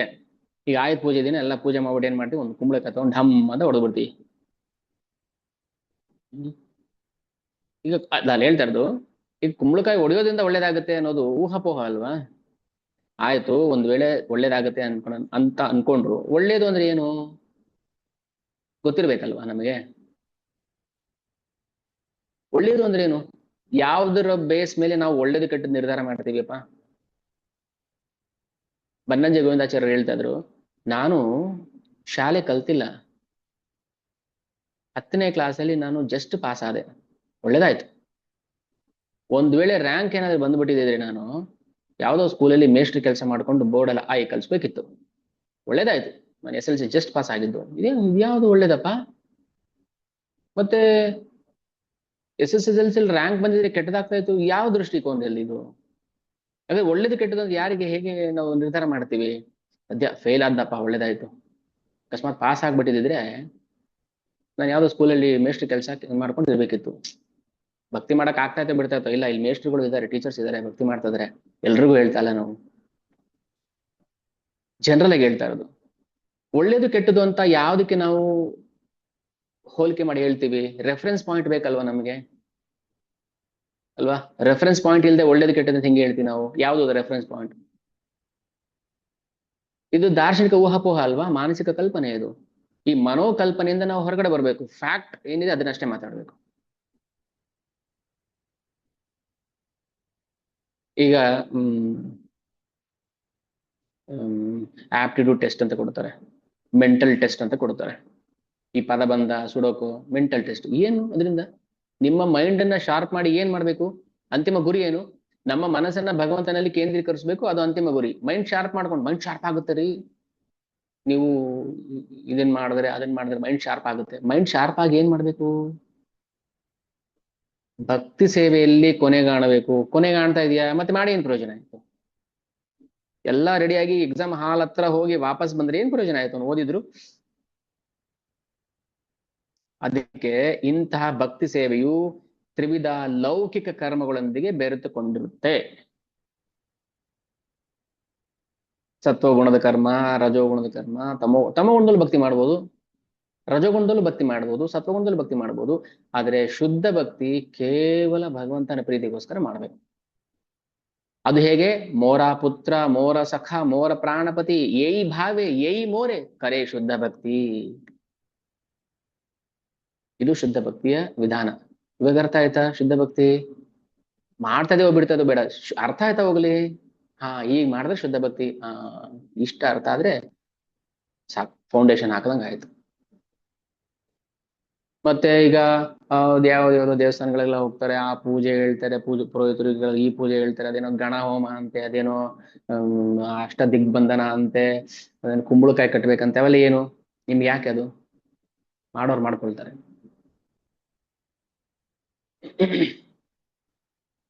ನಮಗ್ ಬೇಡ ಅದು.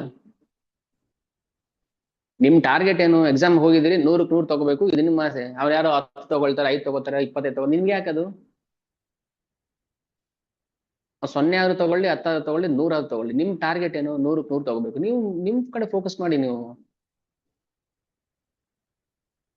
ನಮ್ಗೆ ಅವ್ರ ಬಗ್ಗೆ ನೀವು ಯೋಚನೆ, ಅವ್ರು ಬರ್ತಾ ಇಲ್ಲ, ನಾವು ಬರಲ್ಲ, ಅವ್ರು ಮಾಡ್ತಾರೆ, ನಾವು ಮಾಡ್ತೀವಿ, ಅದೇ ಅವ್ರು ಮಾಡ್ತಾರೆ, ನೀವು ಮಾಡ್ತಾನೆ ಮಾಡಿ. ನಿಮ್ದು ಏನ್ ಕರ್ತವ್ಯ ನೀವು ಮಾಡ್ಬೇಕು. ಅವ್ರು ನೋಡ್ಕೊಂಡು ನಾವು ಮಾಡ್ತಿದ್ವಾ? ಇಲ್ಲಿ ಪ್ರತಿಯೊಂದು ಜೀವಾತ್ಮನೂ ಕೂಡ ವೈಯಕ್ತಿಕ, ಇಂಡಿವಿಜುವಲ್ ಸೋಲ್. ಪ್ರತಿಯೊಬ್ಬರು ಇಂಡಿವಿಜುವಲ್, ಅವರವರ ಸಾಧನ ಅವ್ರಿಗೆ. ಆದರೆ ಭಗವಂತ ಆಜ್ಞೆ ಮಾಡಿರೋದೇನು ಗೊತ್ತಾ? ನೀನ್ ಒಬ್ಬನೇ ನೋಡ್ಬೇಡ, ಪ್ರಚಾರ ಮಾಡ್ಬೇಕು. ನೀನು ನನ್ನ ಭಕ್ತಿ ಸೇವೆಯನ್ನು ಪ್ರಚಾರ ಮಾಡ್ಬೇಕು. ಯಾರು ನನ್ನ ಭಕ್ತಿಯನ್ನು ಪ್ರಚಾರ ಮಾಡ್ತಾರೆ ಅವ್ರಿಗೆ ನಾನು ತುಂಬಾ ಅನುಗ್ರಹ ಮಾಡ್ತೀನಿ, ಅವ್ರನ್ನ ನಾನು ಪ್ರೀತಿ ಮಾಡ್ತೀನಿ. ಪ್ರತಿಯೊಬ್ಬರು ಇಂಡಿವಿಜುವಲ್ ಸೋಲ್ ಆದ್ರೂ ನಾವು ಭಗವಂತನ ಬಗ್ಗೆ ಎಲ್ಲಾ ಜೀವರುಗಳು, ಅದೇ ಜೀವದಯ ಅಂದ್ರೆ. ಮಹಾಪ್ರಭು ಹೇಳ್ತಾರೆ ಜೀವದಯ ಅಂದ್ರೇನು? ಕೃಷ್ಣ ಪ್ರಜ್ಞೆಯನ್ನ ಕೊಡುವುದೇ ಜೀವದಯೆ. ಜೀವ ಹಿಂಸೆ ಅಂದ್ರೇನು? ಕೃಷ್ಣ ಪ್ರಜ್ಞೆಯನ್ನ ಕೊಡದೇ ಇರೋದೇ ಜೀವ ಹಿಂಸೆ. ಯಾರಿಗಾದ್ರೂ ನಾವು ಕೃಷ್ಣ ಪ್ರಜ್ಞೆ ಕೊಡ್ಲಿಲ್ಲ ಅಂದ್ರೆ ಅದು ಜೀವ ಹಿಂಸೆ, ನಾವು ಅವ್ರಿಗೆ ಹಿಂಸೆ ಮಾಡ್ತಾ ಇದೀವಿ ಅಂತ ಅರ್ಥ. ಸೊ ಹೀಗೆ ನಾವು ಭಕ್ತಿ ಸೇವೆಯ ಮೂಲವನ್ನ ಅರ್ಥ ಮಾಡ್ಕೋಬೇಕು. ಭಕ್ತಿ ಸೇವೆ ಯಾವುದು? ನಾವು This motor only functions. only testing. Belongs to GTS 72. Yeah. One of today's is going. Okay. Otherwise, you will come and be honest. Given. Calling on. Yes. Yeah. Okay. ಹಾ. ಸೊ ಈಗ ನಾವು ಬರೀ ಭಕ್ತಿ ಅಂತ ಹೇಳಬಾರ್ದು, ಭಕ್ತಿ ಸೇವೆ ಅಂತ ಹೇಳ್ಬೇಕು. ಪ್ರಭುಪಾದರು ಎಲ್ಲೂ ಬರೀ ಭಕ್ತಿ ಅಂತ ಎಲ್ಲೂ ಉಲ್ಲೇಖ ಮಾಡಿಲ್ಲ. ಭಕ್ತಿ ಸೇವೆ ಅಂತಾನೆ ಹೇಳ್ತಾ ಇದ್ರು. ಭಕ್ತಿ ಅಂದ್ರೆ ಭಕ್ತಿ ಸೇವೆನೆ, ಬರೀ ಭಕ್ತಿ ಅಂತ ಎಲ್ಲೂ ಇಲ್ಲ. ಬರೀ ಭಕ್ತಿ ಅಂದ್ರೆ ಹಿರಣ್ಯಕಶಿಪುದು ಆಗುತ್ತೆ. ಅವ್ರು ಎಷ್ಟು ಚೆನ್ನಾಗಿ ಭಕ್ತಿ ಮಾಡಿದ್ರು ನೋಡಿ ಬ್ರಹ್ಮದೇವರ ಕುರಿತು. ಓ ಬ್ರಹ್ಮದೇವಾಯ ನಮಃ ಅಂತ 10,000 ವರ್ಷ ತಪಸ್ ಮಾಡಿಕೊಂಡು ಮೈ ಮೇಲೆಲ್ಲ ಉತ್ತಾ ಬೆಳ್ಕೊಂಡು ನಾವು ಮಾಡಕ್ಕಾಗತ್ತಾ? ಮತ್ ಭಕ್ತರಲ್ವಾ ಅವ್ರು? ಹಾಗಾದ್ರೆ ಅವ್ರ ಫೋಟೋ ಇಟ್ಕೊಂಡು ಪೂಜೆ ಮಾಡ್ಬೇಕಲ್ವಾ ನಾವು? ಹಾಗಾದ್ರೆ ಭಕ್ತಿ ಅವರು ಮಾಡಿದ್ರು. ರಾವಣ ಕುಂಭಕರ್ಣರು ಭಕ್ತಿ ಮಾಡಿದ್ರು, ಭಸ್ಮಾಸುರನು ಭಕ್ತಿ ಮಾಡಿದ್ರು ಶಿವನ್ ಕುರಿತು. ಶಿವ ನನಗೆ ಪ್ರತ್ಯಕ್ಷ ಆಗಿ ನನಗೆ ವರ ಕೊಡಿ, ಏನ್ ವರ ಬೇಕಪ್ಪ? ಯಾರ ತಲೆ ಮೇಲೆ ಕೈ ಇಟ್ರು ಸುಟ್ಟೋಗ್ಬಿಡ್ಬೇಕು. ಹೌದಾ? ಹ್ಞೂ. ಎಲ್ಲಿ ನಿನ್ ಮೇಲೆ ಕೈ ಇಡ್ತೀನಿ. ಅಯ್ಯೋ ಓಡೋಗ್ತಾರೆ ಶಿವ. ಏನಪ್ಪ ಇವನು ವರ ಕೊಟ್ರೆ ನನ್ನ ತಲೆ ಮೇಲೆ ಕೈ ಇಡಕ್ ಬರ್ತೀನಿ. ಆಗ ಅಸಲಿ ಮೋಹಿನಿ ಅವತಾರದಲ್ಲಿ ಭಗವಂತ ಪ್ರಕಟ ಆಗಿ, ಏನಪ್ಪಾ ಭಸ್ಮಾಸುರ ಏನ್ ಸಮಾಚಾರ? ಇಲ್ಲ ಶಿವ ವರ ಕೊಟ್ಟಿದ್ರೆ. ಶಿವನ್ ಮಾತು ಕೇಳ್ಕೊ, ಪತ್ನಿ ವಿಯೋಗ ಆಗ್ಬಿಟ್ಟಿದೆ ಅವನಿಗೆ, ಅದಕ್ಕೆ ತಲೆ ಕೆಟ್ಟಿದೆ. ನಿಮ್ಗೆ ಅವರು ವರ ಕೊಟ್ಟಿರೋದೆಲ್ಲ ಸತ್ಯ ಆಗೋದಿಲ್ಲ, ಸುಮ್ಮನೆ ಅವ್ರ ಮಾತು ಯಾಕೆ ನಂಬ್ತೀಯಾ? ಹೌದಾ? ಪರೀಕ್ಷೆ ಮಾಡ್ಕೊಳ್ಳಾಗಾದ್ರೆ ನೋಡು, ತಲೆ ಮೇಲೆ ಕೈ ಇಟ್ಕೊಂಡು ನೋಡು. ಭಕ್ತರಲ್ವ ಅವ್ರು? ಹಾಗಾದ್ರೆ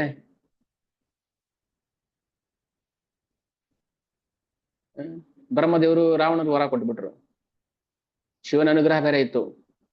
ಈ ಕಡೆ ಹಿರಣ್ಯಕಶಿಪು ವರ ಕೊಟ್ರು. ಅದಕ್ಕೆ ಹೇಳುದು ಭಕ್ತಿ ಸೇವೆ ಆಗಬೇಕು. ಅದು ಸೇವೆ ಅಂದ್ರೆ ಏನು? ಅದು ಭಕ್ತಿ, ಪ್ರೇಮ ಭಕ್ತಿ ಸೇವೆ. ನೋಡಿ ಪ್ರಿಫಿಕ್ಸ್ ಆಡ್ ಮಾಡ್ಕೊಂಡು ಹೋಗ್ತಾ ಇದಾರೆ.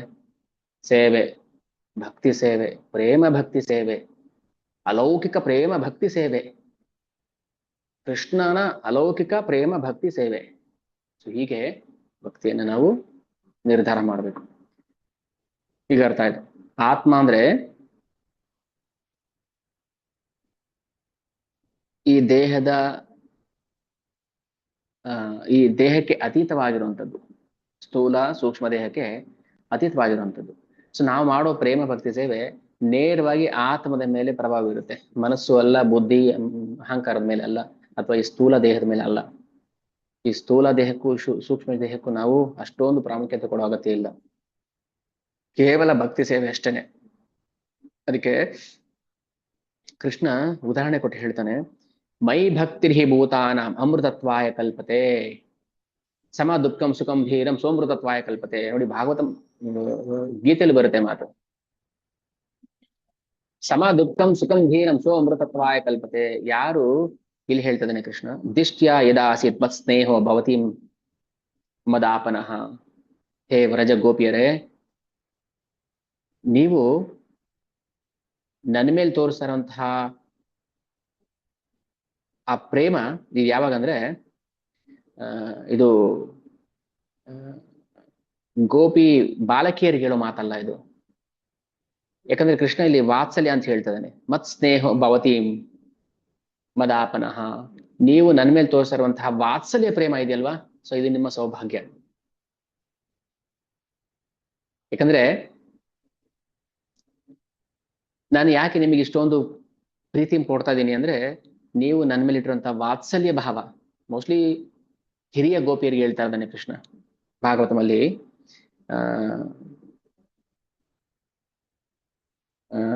ಯಾವಾಗಂದ್ರೆ ಕೃಷ್ಣ ವೃಂದಾವನದಿಂದ ಮಥುರೆಗೆ ಹೋಗ್ಬೇಕಾದ್ರೆ ಎಲ್ಲ ಗೋಪಿಯರು ಬರ್ತಾರೆ, ವ್ರಜವಾಸಿಗಳೆಲ್ಲ ಬರ್ತಾರೆ. ಕೃಷ್ಣ ನೀನ್ ಹೋಗ್ಬೇಡ, ದಯವಿಟ್ಟು ನನ್ ಬಿಟ್ಟು ಹೋಗ್ಬೇಡ. ಎಷ್ಟು ಪ್ರೀತಿ ಇಟ್ಟಿದ್ರಿ ನೀವು. ನಾನು ಯಾವ್ದೋ ಒಬ್ಬ ದನ ಕಾಯ ಹುಡುಗ, ನಾನು ಹೋದ್ರೆ ನಿಮ್ಗೇನು? ನೋಡಿ, ಭಗವಂತನ ಭಾವ ಅರ್ಥ ಮಾಡಿದ್ರಿ. ಇಲ್ಲಿ ನಾನು ನಿಮ್ಮಾಗೆ ಸ್ವಲ್ಪ ಸಾಮಾನ್ಯ ಬಾಲಕ ಅಷ್ಟೇ ಅಪ್ಪ. ನಾನು ನಿಮ್ಮಾಗೆ ದನ ಕಾಯ ಹುಡುಗ, ನಾನು ಗೊಲ್ರ ಹುಡುಗ, ನಾನು ಒಬ್ಬ ನಿಮ್ಮಾಗಿ ನಿವಾಸಿ, ನಾನು ಯಶೋದಮ್ಮ ಮಗ ಅಷ್ಟೇ, ಇನ್ನೇನು ಇದರಲ್ಲಿ ಏನಂತ ಭಾವ ಇದೆ? ನನ್ನ ತಾಯಿ ನನ್ನ ಮೇಲೆ ಎಷ್ಟು ಪ್ರೀತಿ ಇಟ್ಟಿದ್ದಾಳೋ ಅದಕ್ಕಿಂತ ಹೆಚ್ಚಿನ ಪ್ರೀತಿ ನೀವು ಇಟ್ಟಿದ್ದೀರಲ್ವಾ? ಯಾಕೆ?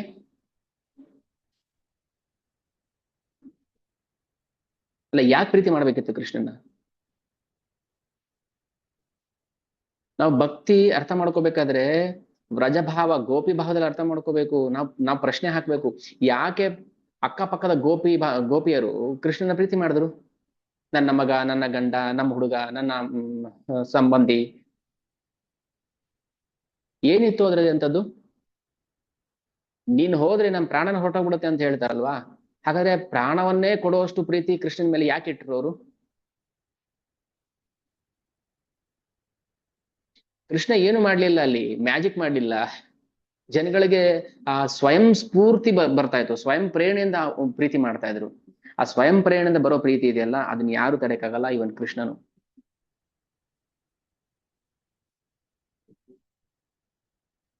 ಅದ್ ಪ್ರವಾಹ, ಅದು ಆ ಪ್ರವಾಹದಲ್ಲಿ ಕೃಷ್ಣನು ಕೊಚ್ಚಿ ಹೋಗ್ಬಿಡ್ತಾನೆ.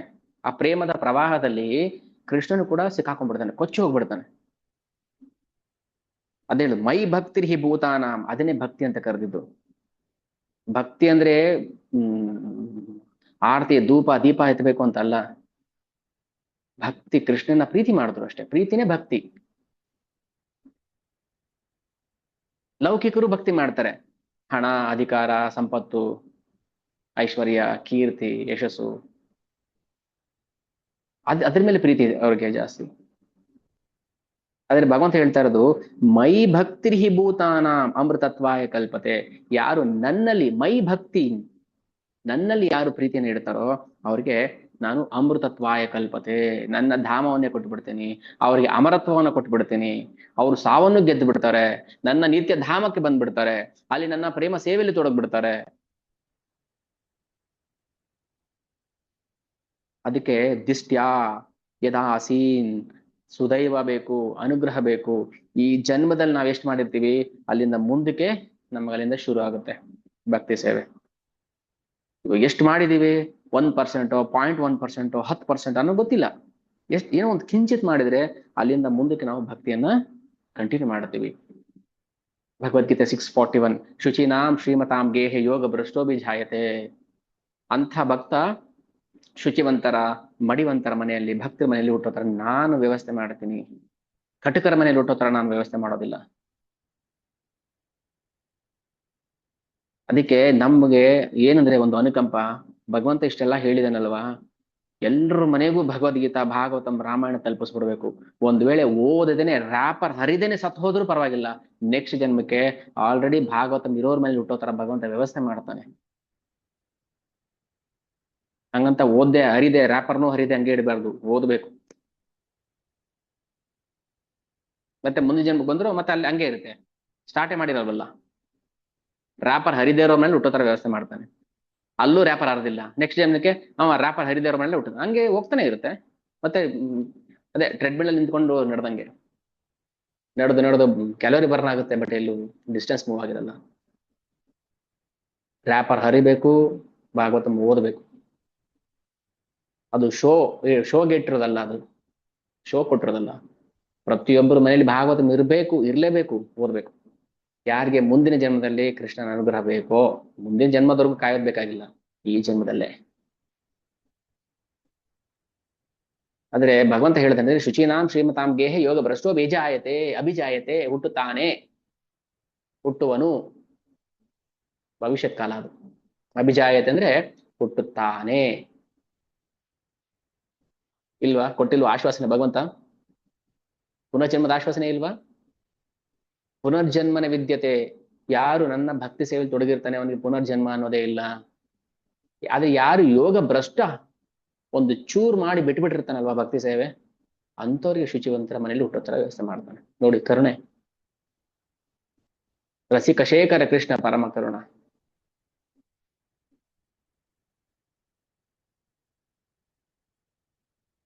ಈ ಪ್ರೇಮ ನಮಗೆ ಯಾಕೆ ಬರಬಾರ್ದು? ನಾವು ಅನುಭವಿಸ್ಬೇಕಲ್ಲ ಪ್ರೀತಿಯನ್ನ. ಕೃಷ್ಣನಿಗೆ ಬಯಕೆ ಆಗಿದೆ ನಾನು ಪ್ರೀತಿನ ಅನುಭವಿಸ್ಬೇಕು ಅಂತ, ನಮ್ಗೆ ಯಾಕೆ ಬಯಕೆ ಆಗ್ತಾ ಇಲ್ಲ? ನಾವು ಭಗವಂತನ ಜೊತೆ ಆಟ ಆಡ್ಬೇಕು ಅಲ್ವಾ?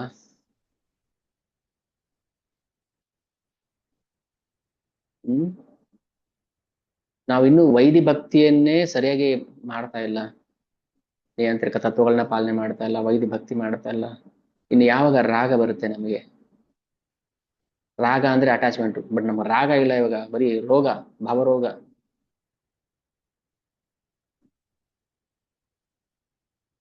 ಅದಕ್ಕೋಸ್ಕರ ಭಕ್ತಿ ಸೇವಾ ಕಾರ್ಯದಲ್ಲಿ ನಾವು ನಿಯಂತ್ರಕ ತತ್ವಗಳನ್ನ ಅನುಸರಿಸಬೇಕು, ಅಳವಡಿಸ್ಕೋಬೇಕು.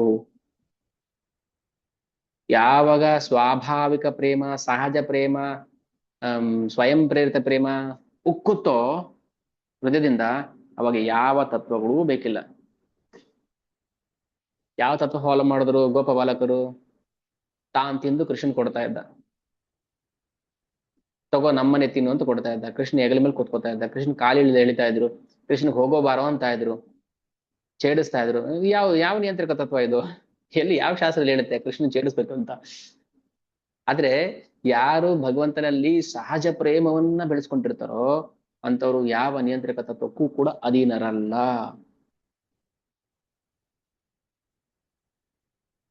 ಅದು ಶುದ್ಧ ಪ್ರೇಮ. ಶುದ್ಧ ಅಂದ್ರೆ ಶುದ್ಧ ಪ್ರೇಮ, ಭಗವಂತನನ್ನು ಆಕರ್ಷಣೆ ಮಾಡುವಂತ ಪ್ರೇಮ. ಆ ಪ್ರೇಮಕ್ಕೆ ಭಗವಂತನ ಹತ್ರ ಕೊಡಕ್ಕೆ ಏನೂ ಇಲ್ಲ, ಏನೂ ಉಳಿದಿಲ್ಲ ಕೃಷ್ಣನ ಹತ್ರ ಕೊಡೋದಕ್ಕೆ, ವಾಪಸ್ ರೀಪೇ ಮಾಡೋದಕ್ಕೆ. ಅದು ಶುದ್ಧ ಪ್ರೇಮ.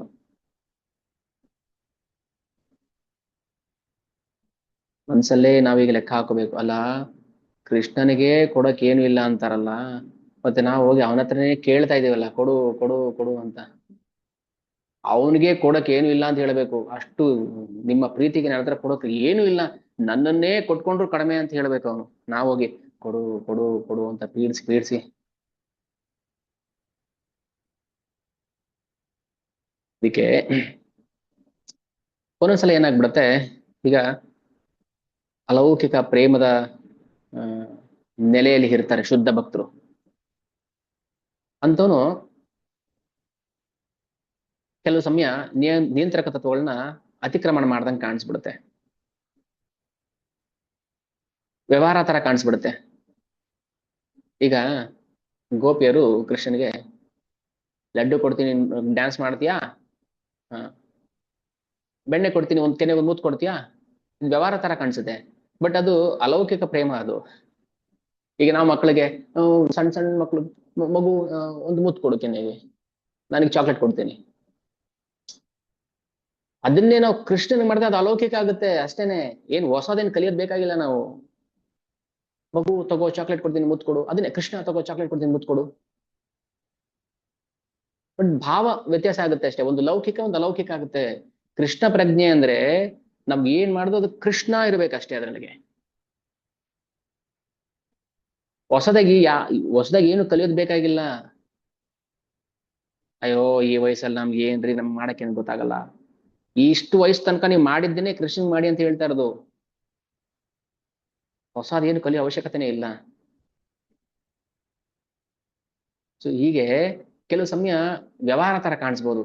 ಲಡ್ಡು ಕೊಡ್ತೀನಿ ಡ್ಯಾನ್ಸ್ ಮಾಡ್ತೀಯಾ, ಡ್ಯಾನ್ಸ್ ಮಾಡ್ತೀನಿ ಅಂತಾನೆ ಕೃಷ್ಣ.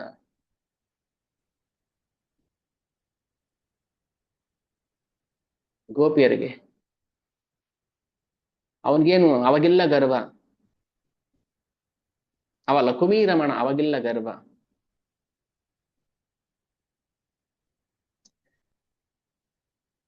ಇದು ವ್ಯವಹಾರ, ಪ್ರೇಮ ವ್ಯವಹಾರ, ಶುದ್ಧ ಪ್ರೇಮ ವ್ಯವಹಾರ. ಕೃಷ್ಣ ಮತ್ತು ಭಕ್ತನ ನಡುವೆ ಇರುವಂತಹ ಶುದ್ಧ ಪ್ರೇಮದ ವ್ಯವಹಾರ ಇದು.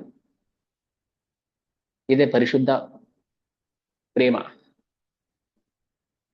ಇದನ್ನೇ ಭಕ್ತಿ ಅಂತ ಕರೀ, ಇದನ್ನೇ ಮಾತ್ರ ಭಕ್ತಿ ಅಂತ ಕರೆಯೋದು, ಇನ್ಯಾವುದು ಭಕ್ತಿ ಅಲ್ಲ. ಅದನ್ನ ಮಾತ್ರ ಭಕ್ತಿ ಅಂತ ಕರೆಯೋದು. ಹರೇ ಕೃಷ್ಣ. ಅದಕ್ಕೆ ಸ್ವಯಂ ಸ್ಫೂರ್ತ ಈ ಪದ ಚೆನ್ನಾಗಿ ನಾವು ನೆನಪಿಟ್ಕೋಬೇಕು. ಸ್ವಯಂ ಸ್ಫೂರ್ತ. ಈಗ ನಾವು ಯಾವ್ದಾದ್ರು ಒಂದು ನಮ್ಮ ಪ್ರಿಯವಾದಂತ ನಮ್ಗೆ ಯಾವ್ದಾದ್ರು ಒಂದು ವಸ್ತು ಪ್ರಿಯ ಆಯ್ತು ಅಂದ್ರೆ ನಾವೇನ್ ಮಾಡ್ತೀವಿ ಅದನ್ನ ನಾವು ಪೂಜಾರ್ಹ ಅಂತ ಭಾವಿಸ್ತೀವಿ. ಈಗ ಕೆಲವು ಮನೆಗಳಲ್ಲಿ ಇದು ನಮ್ಮ ತಾತನ ವಸ್ತು ಅಪ್ಪ, ನಾವು ದಿನ ಪೂಜೆ ಮಾಡ್ತೀವಿ, ಇದು ನಮ್ಮ ತಾತನ ಚಪ್ಪಲಿ, ನಾವು ದಿನ ನೋಡ್ಕೊಂಡು ಹೋಗ್ತೀವಿ ಹೇಳ್ತಾರೆ. ಅಂದ್ರೆ ಏನೋ ಒಂದು ವಸ್ತು ಮೇಲೆ ನಮಗೆ ಅಟ್ಯಾಚ್ಮೆಂಟ್ ಬಂದಿರುತ್ತೆ, ಅದು ಪೂಜಾರ್ಹ ಅಂತ ಭಾವಿಸ್ತೀವಿ. ಆದ್ರೆ ಇಲ್ಲಿ ಹೇಳ್ತಾ ಇರೋದು ಆ ಸ್ವಯಂ ಸ್ಫೂರ್ತ ಪ್ರೇಮ ಭಾವನೆ ನನ್ನ ಕಡೆ ಯಾಕೆ ತಿರುಗಿಸಬಾರದು ನೀವು, ಇಷ್ಟೇ ಕೇಳ್ತಾ ಇರೋದು. ನನ್ನ ಕಡೆ ಯಾಕೆ ತಿರುಗಿಸಬಾರ್ದು? ಪರಿಶುದ್ಧ ದೈವ ಪ್ರೇಮ. ಈಗ ಆಯ್ತು ನಾವು ಪರಿಶುದ್ಧ ಭಕ್ತರಲ್ಲ, ಅದೇನೋ ತಕ್ಕ ಮಟ್ಟಿಗೆ ಕೃಷ್ಣ ಅಂದ ತಕ್ಷಣ ಮೈ ರೋಮಾಂಚನ ಆಗುತ್ತೆ, ಅವನ ಬಗ್ಗೆ ಕೇಳ್ಬೇಕು ಅನ್ಸುತ್ತೆ. ಈಗ ನಾವೇನ್ ಮಾಡ್ಬೇಕು, ವೇದಗಳು ಹೇಳೋ ಪ್ರಕಾರವನ್ನು ನಾವು ತತ್ವಗಳನ್ನ ಅನುಸರಣೆ ಮಾಡ್ಬೇಕು. ಆಯ್ತು, ವೇದಗಳು ಕೂಡ ನಮ್ಗೆ ಎಲ್ಲಿವರೆಗೂ ಕರ್ಕೊಂಡು ಹೋಗುತ್ತೆ? ಬ್ರಹ್ಮ ಜ್ಯೋತಿ ತನಕ ಕರ್ಕೊಂಡು ಹೋಗ್ಬೋದು ಮ್ಯಾಕ್ಸಿಮಮ್ ಅಷ್ಟೇ. ಅದಕ್ಕೆ ಮೀರಿ ಮೇಲೆ ವೈಕುಂಠ ಲೋಕಗಳಿಗೆ ಕರ್ಕೊಂಡು ಹೋಗುವಂತ ಶಕ್ತಿ ವೇದಗಳಿಗೂ ಕೂಡ ಇಲ್ಲ. ಅಂತಿಮವಾಗಿ ಹೇಳೋದು ಭಗವಂತನೇ ಅಂತ. ಬಟ್ ಭಗವಂತ ಎಲ್ಲಿದ್ದಾನೆ ಅಂತ ಅವನಿಗೂ ಗೊತ್ತಿಲ್ಲ. ಇಲ್ಲಿ ಕರ್ಕೊಂಡೋಗಿ ಬಿಡ್ತೀವಪ್ಪ, ಅಲ್ಲಿಂದ ಆಚೆ ಬಿಕ್ಕಿದ್ದು ನೀನಿಗೆ ಬಿಟ್ಟಿದ್ದು.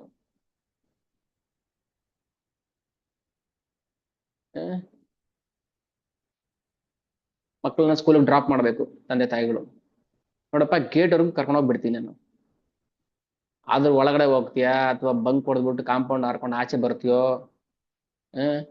ಹೋಲಿ ಪುಂಡ್ರು ಸವಾಸ ಮಾಡ್ತೀಯೋ ನನಗೆ ಗೊತ್ತಿಲ್ಲಲ್ವಾ, ನನಗೂ ಗೊತ್ತಿಲ್ಲ ಒಳಗಡೆ ಹೆಂಗಿದೆ ಅಂತ. ಗೇಟ್ ವರ್ಗು ಕರ್ಕೊಂಡೋಗಿ ಬಿಡ್ಬೋದಪ್ಪ ಅಮ್ಮ, ಒಳಗೆ ಬಿಡೋದಿಲ್ಲ ಗೇಟ್ ಒಳಗೆ.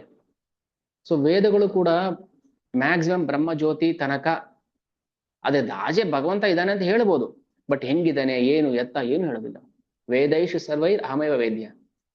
ವೇದಗಳು ಹೇಳೋದು ಕೃಷ್ಣನನ್ನೇ, ಆದ್ರೆ ವೇದಗಳ ಮೂಲಕ ನಾವು ಭಗವಂತನ ಪ್ರೀತಿಯನ್ನ ಪಡೆಯಕ್ಕಾಗೋದಿಲ್ಲ. ಉದಾಹರಣೆಗೆ ಬ್ರಾಹ್ಮಣರ ಲೀಲೆ ಬರುತ್ತೆ. ಯಜ್ಞ ಮಾಡ್ತಾ ಇದ್ರು ಬ್ರಾಹ್ಮಣರು, ಯಾವುದು ಅಂಗೀರಸ ಹೋಮ ಮಾಡ್ತಾ ಇದ್ರು. ಅದರಿಂದ ಲಾಭ ಏನು? ಸ್ವರ್ಗಕ್ಕೆ ಹೋಗ್ಬೋದು ಅಷ್ಟೇ. ಸ್ವರ್ಗ ಎಲ್ಲಿದೆ? ಬ್ರಹ್ಮಜ್ಯೋತಿ ಕೆಳಗಿದೆ ಸ್ವರ್ಗ. ಭೂರ್ ಸ್ವರ್ಗ ಇಲ್ಲೇ ಸಿಕ್ಬಿಡುತ್ತೆ, 2 ಸ್ಟಾಪ್ ಅಷ್ಟೇನೆ. ಭುವರ್ಲೋಕ, ಸ್ವರ್ಗಲೋಕ, ಹಿಂಗ್ ಕೈ ಹಾಕಿ ಸಿಕ್ಬಿಡುತ್ತೆ ಸ್ವರ್ಗ. ಅದಕ್ಕೆ ಯಾಕೆ ಇಷ್ಟು ಕಷ್ಟ ಪಡ್ಬೇಕು? ಅದಕ್ ಮೇಲೆ ಭುವ ಸ್ವರ್ಗ ಜನ ಮಹಾ ತಪ ಸತ್ಯಲೋಕ ಅಂದ್ರೆ ಬ್ರಹ್ಮಲೋಕ. ಅದರಿಂದ ಆಚೆಗಿರೋದು ಬ್ರಹ್ಮಜ್ಯೋತಿ, ಅಲ್ಲಿವರೆಗೂ ಕರ್ಕೊಂಡು ಹೋಗುತ್ತೆ ವೇದ. ಬ್ರಹ್ಮದೇವರು ಅಷ್ಟೇ ನೋಡಿ, ಬ್ರಹ್ಮಜ್ಯೋತಿ ಕಾಣಿಸದೆ ಮೇಲೆ, ನನ್ನಲ್ಲಿರುವಂತ ವೇದಗಳು ಅಷ್ಟವರೆಗೂ ಕರ್ಕೊಂಡು ಹೋಗ್ಬೋದು. ಅದಕ್ಕೆ ಮೀರಿ ನೀವು ಭಕ್ತಿ ಸೇವೆ ಮಾಡಿದ್ರೆ ಮಾತ್ರ ಹೋಗ್ತೀರಾ ಆಚೆ, ಇಲ್ಲಾಂದ್ರೆ ಮತ್ತೆ ವಾಪಸ್ ಇಲ್ಲಿಗೆ ಬಂದು ಬೀಳ್ಬೇಕಾಗುತ್ತೆ. ಎಷ್ಟೊತ್ತೋಗುತ್ತೆ? ಬೆಲೂನಲ್ಲಿ ಗಾಳಿ ಇದೆ, ಊದ್ ಬಿಡ್ತೀವಿ ಆಚೆ, ಹೀಲಿಯಂ ತುಂಬಿಸ್ಬಿಟ್ಟು. ಆ ಹೀಲಿಯಂ ಫಿಲ್ಡ್ ಬೆಲೂನ್ ಏನಾಗುತ್ತೆ, ಹೋಗ್ತಾ ಹೋಗ್ತಾ ಹೋಗ್ತಾ ಎಲ್ಲಿವರೆಗೂ ಹೀಲಿಯಂ ಒಳಗಡೆ ಇರುತ್ತೋ ಅಲ್ಲಿವರೆಗೂ ಹಾರ್ತಿರುತ್ತೆ. ಯಾವಾಗ ಗಾಳಿ ಆಚೆ ಬಂದ್ಬಿಡುತ್ತೆ, ಬೆಲೂನ್ ಕೆಳಗಡೆ ಬಿದ್ದೋಗುತ್ತೆ. ಹೋಗ್ತಾ ಹೋಗ್ತಾ ಏನು, ಈಗ ಮೇಲೆ ಬೆಲೂನ್ ಬಿಟ್ರೆ ಏನು ಗೋಲೋಕಕ್ಕೆ ಹೋಗ್ಬಿಡುತ್ತಾ ಅದು? ಹೋಗ್ತಾ ಹೋಗ್ತಾ ಗೋಲೋಕಕ್ಕೆ ಹೋಗ್ಬಿಡುತ್ತಾ ಅದು? ಎಲ್ಲೋ ಒಂದು ಲೆವೆಲ್ ಹೋಗ್ಬಿಟ್ಟು ಬಿದ್ದೋಗ್ಬಿಡುತ್ತೆ. ಸೊ ಹಾಗೇನೆ ನಾವು ಭಗವಂತನಿಗೆ ನಾವು ಪ್ರೇಮ ಭಕ್ತಿ ಮಾಡ್ಲಿಲ್ಲ ಅಂದ್ರೆ ಹೋಗ್ತೀವಿ ಹೋಗ್ತೀವಿ ಹೋಗ್ತೀವಿ ಹೋಗ್ತೀವಿ ಒಂದಿನ ಗಾಳಿ ಟುಸ್ ಅಂತ ಹೋಗ್ಬಿಡುತ್ತೆ, ಮತ್ತೆ ವಾಪಸ್ ಕೆಳಗಡೆ ಬಂದು ಕ್ಷೇಣೆ ಪುಣ್ಯೆ ಮರ್ತ್ಯಲೋಕಂ ವಿಶಂತಿ ತೇ ತಂಬುಕ್ತ ವಿಶಾಲಂ ಸ್ವರ್ಗಲೋಕೆ ಕ್ಷೇಣೆ ಪುಣ್ಯೆ ಮರ್ತ್ಯಲೋಕಂ ವಿಶಂತಿ. ಮತ್ತೆ ವಾಪಸ್ ಇಲ್ಲಿಗೆ ಬಂದು ಬೀಳ್ಬೇಕಾಗುತ್ತೆ. ಅದಕ್ಕೆ ಹೇಳ್ತಾ ಇರೋದು ಸ್ವಯಂ ಪ್ರೇರಿತ ಪ್ರೇಮ. ಅದೇನಪ್ಪ ಹಾಗೆ ಹೇಳ್ತಾರೆ? ಸ್ವಯಂ ಪ್ರೇರಿತ ಪ್ರೇಮ ಅಂದ್ರೆ ಏನು ಬೆಳೆಸ್ಕೋಬೇಕು. ಅದಕ್ಕೆ ಫಸ್ಟ್ ನಾವು ಚೆನ್ನಾಗಿ ಸಾಧನ ಭಕ್ತಿ ಮಾಡಬೇಕು. ನಮ್ಮನ್ನ ಹಾಗೆ ನೆಕ್ಸ್ಟ್ ಲೆವೆಲ್ ಅದು ಕರ್ಕೊಂಡು ಹೋಗುತ್ತೆ.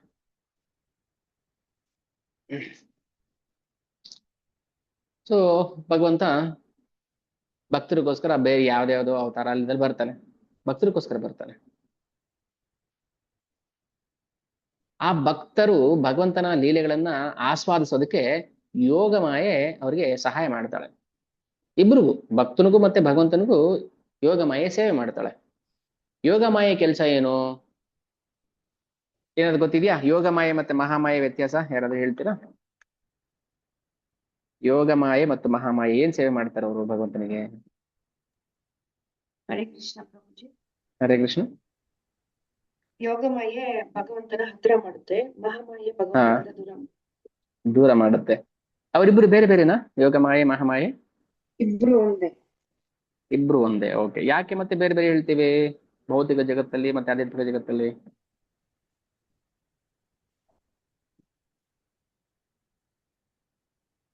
ಯೋಗಮಾಯೆ ಅಂತಾನೆ ಹೇಳ್ಬೋದಿತ್ತಲ್ಲ, ಯಾಕೆ ಮಹಾಮಾಯೆ ಅಂತ ಹೇಳ್ತೀವಿ ಮತ್ತೆ ಯೋಗಮಾಯೆ ಅಂತ ಭೌತಿಕ ಜಗತ್ತನ್ನೇ ಮಹಾಮಾಯೆಗೆ ಬರ್ತಾರೆ, ಓಕೆ. ಆಧ್ಯಾತ್ಮಿಕ ಜಗತ್ತಿನ ಯೋಗ ಮಾಯೆಯಾಗಿ ಬರ್ತಾರೆ ಪ್ರಭು. Very good. ಓಕೆ. ಉದಾಹರಣೆಗೆ ಯಾರು ಭೌತಿಕ ಜಗತ್ತಲ್ಲಿ ಯೋಗಮಾಯೆ? ಭೌತಿಕ ಜಗತ್ತಿನ ದುರ್ಗಾದೇವಿ. ದುರ್ಗೆ. Very good. ಹಾ. ಆಧ್ಯಾತ್ಮಿಕ ಜಗತ್ತಿನಲ್ಲಿ ಸುಭದ್ರಮಾಯಿ. ಸುಭದ್ರಮಾಯೆ. Very good. ಓಕೆ. ಸೊ ಬೇರೆ ಇನ್ಯಾರು ಹೇಳ್ತೀರಾ? ಇದು ಗೊತ್ತಾಯ್ತಾ ಉತ್ತರ? ಯೋಗಮಾಯೆ ಸುಭದ್ರ. ಸುಭದ್ರ ಸುಭದ್ರಮಾಯಿನೇ ಆಧ್ಯಾತ್ಮಿಕ ಲೋಕದಲ್ಲಿ ಭಗವಂತನಿಗೆ ಸೇವೆ ಮಾಡೋದು. ಅವಳೇ ಭೌತಿಕ ಜಗತ್ತಿಗೆ ಬಂದಾಗ ಇಲ್ಲಿ ಏನ್ ಸೇವೆ ಮಾಡ್ತಾಳೆ ಅಂದ್ರೆ, ಯಾರು ಕೃಷ್ಣ ಭಕ್ತಿ ಮಾಡ್ತಾ ಇಲ್ಲ ಅವ್ರನ್ನ ಈ ಭೌತಿಕ ಜಂಜಾಟದಲ್ಲಿ ಉಳಿಯೋ ತರ ಮಾಡ್ತಾಳೆ. ಈಗ ನಾವು ಹೇಳ್ತೀವಿ ಚಾಮುಂಡಿ ಬೆಟ್ಟಕ್ಕೆ ಹೋಗಿದ್ವಿ, ಸರಿ ಹೋಗಿ ತಪ್ಪಲ್ಲ, ಹೋಗಿ ಏನ್ ಮಾಡಿದ್ರಿ? ಅವಳು ಮಹಾಮಾಯೆ, ಈ ಭೌತಿಕ ಜಗತ್ತಿನ ಒಡತಿ ಅವಳು. ಈವನ್ ಬ್ರಹ್ಮದೇವರಿಗೂ ಕೂಡ ಅವಳೇ ನಾಯಕಿ. 14 ಲೋಕಗಳು ಕೂಡ ಮಹಾಮಾಯೆ ಕಂಟ್ರೋಲ್ಲೇ ಇದೆ. ಸೃಷ್ಟಿ ಸ್ಥಿತಿ ಪ್ರಳಯ ಸಾಧನ ಶಕ್ತಿ ರೇಖಾ ಛಾಯೆ ವೇಸ್ಯ ಭುವನಾನಿ ಬಿಭರ್ತಿ ದುರ್ಗಾ ಇಚ್ಛಾನುರೂಪಮಪಿ ಯಸ್ಯ ಚೇಷ್ಟತೆ ಸ ಗೋವಿಂದಮಾದಿ ಪುರುಷಂ ತಮಹಂ ಭಜಾಮಿ. ಓ ದುರ್ಗೆ, ನೀನು ಸೃಷ್ಟಿ ಸ್ಥಿತಿ ಪ್ರಳಯವನ್ನ ಮಾಡುವಂತವಳು, ನೀನು ಅಧಿನಾಯಕಿ, ಲೀಡರ್. ಯಾರು ನಿನ್ನ ಬಳಿಗೆ ಬಂದು ಕೃಷ್ಣ ಭಕ್ತಿಯನ್ನ ಕೇಳದೆ ಇನ್ನೇನೇನೇನೇನೇನೋ ಕೇಳ್ತಾರೋ ಅವ್ರನ್ನ ಅದಕ್ಕೆ ಕೊಟ್ಟು ಅನುಗ್ರಹ ಮಾಡಿ ಇಲ್ಲೇ ಉಳಿಸ್ಬಿಡು ಅವ್ರನ್ನ. ಕೃಷ್ಣ ಭಕ್ತಿ ಮಾಡಕ್ ಬಿಡಬೇಡ. ಇಚ್ಛಾನುರೂಪಂ. ಕೃಷ್ಣ ದುರ್ಗೆಗೆ ಒಂದು ಕೆಲಸ ಕೊಟ್ಟಿದ್ದಾನೆ, ಒಂದು ಒಂದು ಸ್ವಾತಂತ್ರ್ಯ. ಇಚ್ಛಾನುರೂಪಂ ಅಪಿ ಯಸ್ಯ ಚೇಷ್ಟತೆ ಸ. ನಿನ್ಗೆ ಇಷ್ಟ ಬಂದ ರೂಪದಲ್ಲಿ ನೀನು ಕಾರ್ಯವನ್ನ ಎಸಗಬಹುದು. ಇಷ್ಟ ಬಂದ ರೂಪ ಅಂದ್ರೆ ಯಾವುದು? ಗಂಡನಾಗಿ ಬರ್ಬೋದು, ಹೆಂಡತಿಯಾಗಿ ಬರ್ಬೋದು, ತಂದೆ ತಾಯಿಗಳಾಗಿ ಭಕ್ತಿ ಮಾಡದೇ ಇರುವಂತ ತಂದೆ ತಾಯಿಗಳಾಗಿ ಬರ್ಬೋದು, ಶ್ರೀಮಂತ ತಂದೆ ತಾಯಿಗಳಾಗಿ ಬರ್ಬೋದು ದುರ್ಗೆ.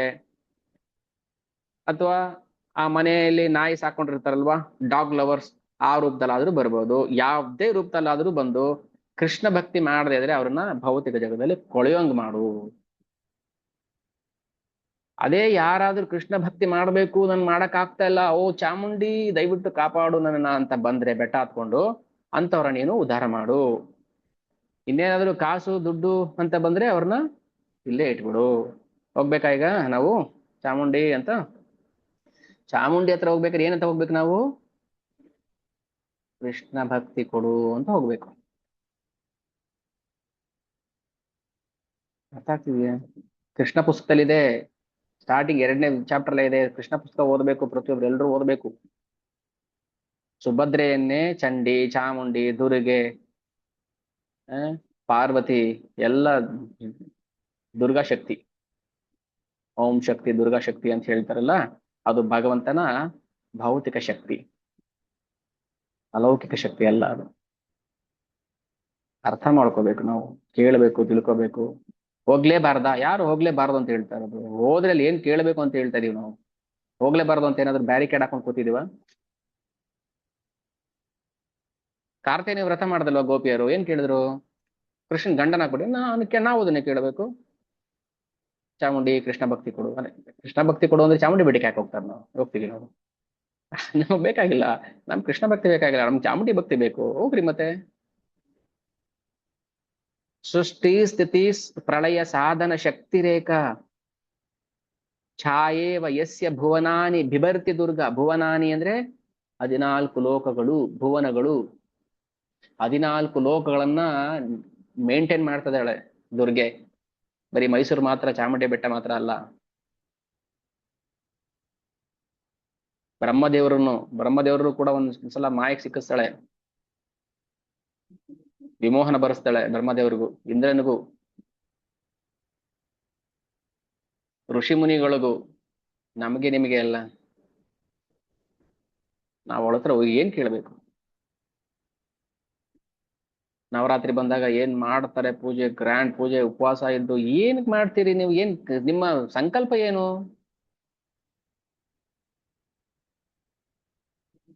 ಸಂಕಲ್ಪ ಮಾಡ್ಕೊಳ್ಳದೆ ನೀವು ಭಕ್ತಿ, ನೀವು ಆರಾಧನೆ ಮಾಡಿದ್ರೆ ಈ ದುರ್ಗೆ ಏನ್ ಕೊಡ್ತಾಳೆ? ಏನಾದ್ರು ಸಂಕಲ್ಪ ಎದ್ದುಕೊಂಡೇ ಮಾಡೋದು. ಛಾಯೇ ವಯಸ್ಯ ಭುವನಾನಿ ಬಿಭರ್ತಿ ದುರ್ಗಾ, ಬಿಭರ್ತಿ ರಕ್ಷಣೆ ಮಾಡುತ್ತಾಳೆ ದುರ್ಗಾ. ಹೇಗೆ? ಇಚ್ಛಾನುರೂಪಮಪಿ ಯಸ್ಯ ಚೇಷ್ಟತೆ ಸಾ ಗೋವಿಂದಮಾದಿ ಪುರುಷಂ ತಮಹಂ ಭಜಾಮಿ. ಹೇ ಗೋವಿಂದ, ಹೇ ಕೃಷ್ಣ, ನನಗೆ ಈ ಶಕ್ತಿಯನ್ನು ಕೊಟ್ಟಂತಹ ನಿನ್ನ ಪಾದಗಳಿಗೆ ನನ್ನ ನಮಸ್ಕಾರಗಳು ಅಂತ ದುರ್ಗಾದೇವಿ ಪ್ರಾರ್ಥನೆ ಮಾಡ್ತಾಳೆ. ಯಾರನ್ನ? ಕೃಷ್ಣನ್ನ, ಗೋವಿಂದನನ್ನ. ಅದೇ ಗೋವಿಂದನನ್ನೇ ನಾವು ಪ್ರಾರ್ಥನೆ ಮಾಡ್ತಾ ಇರೋದು.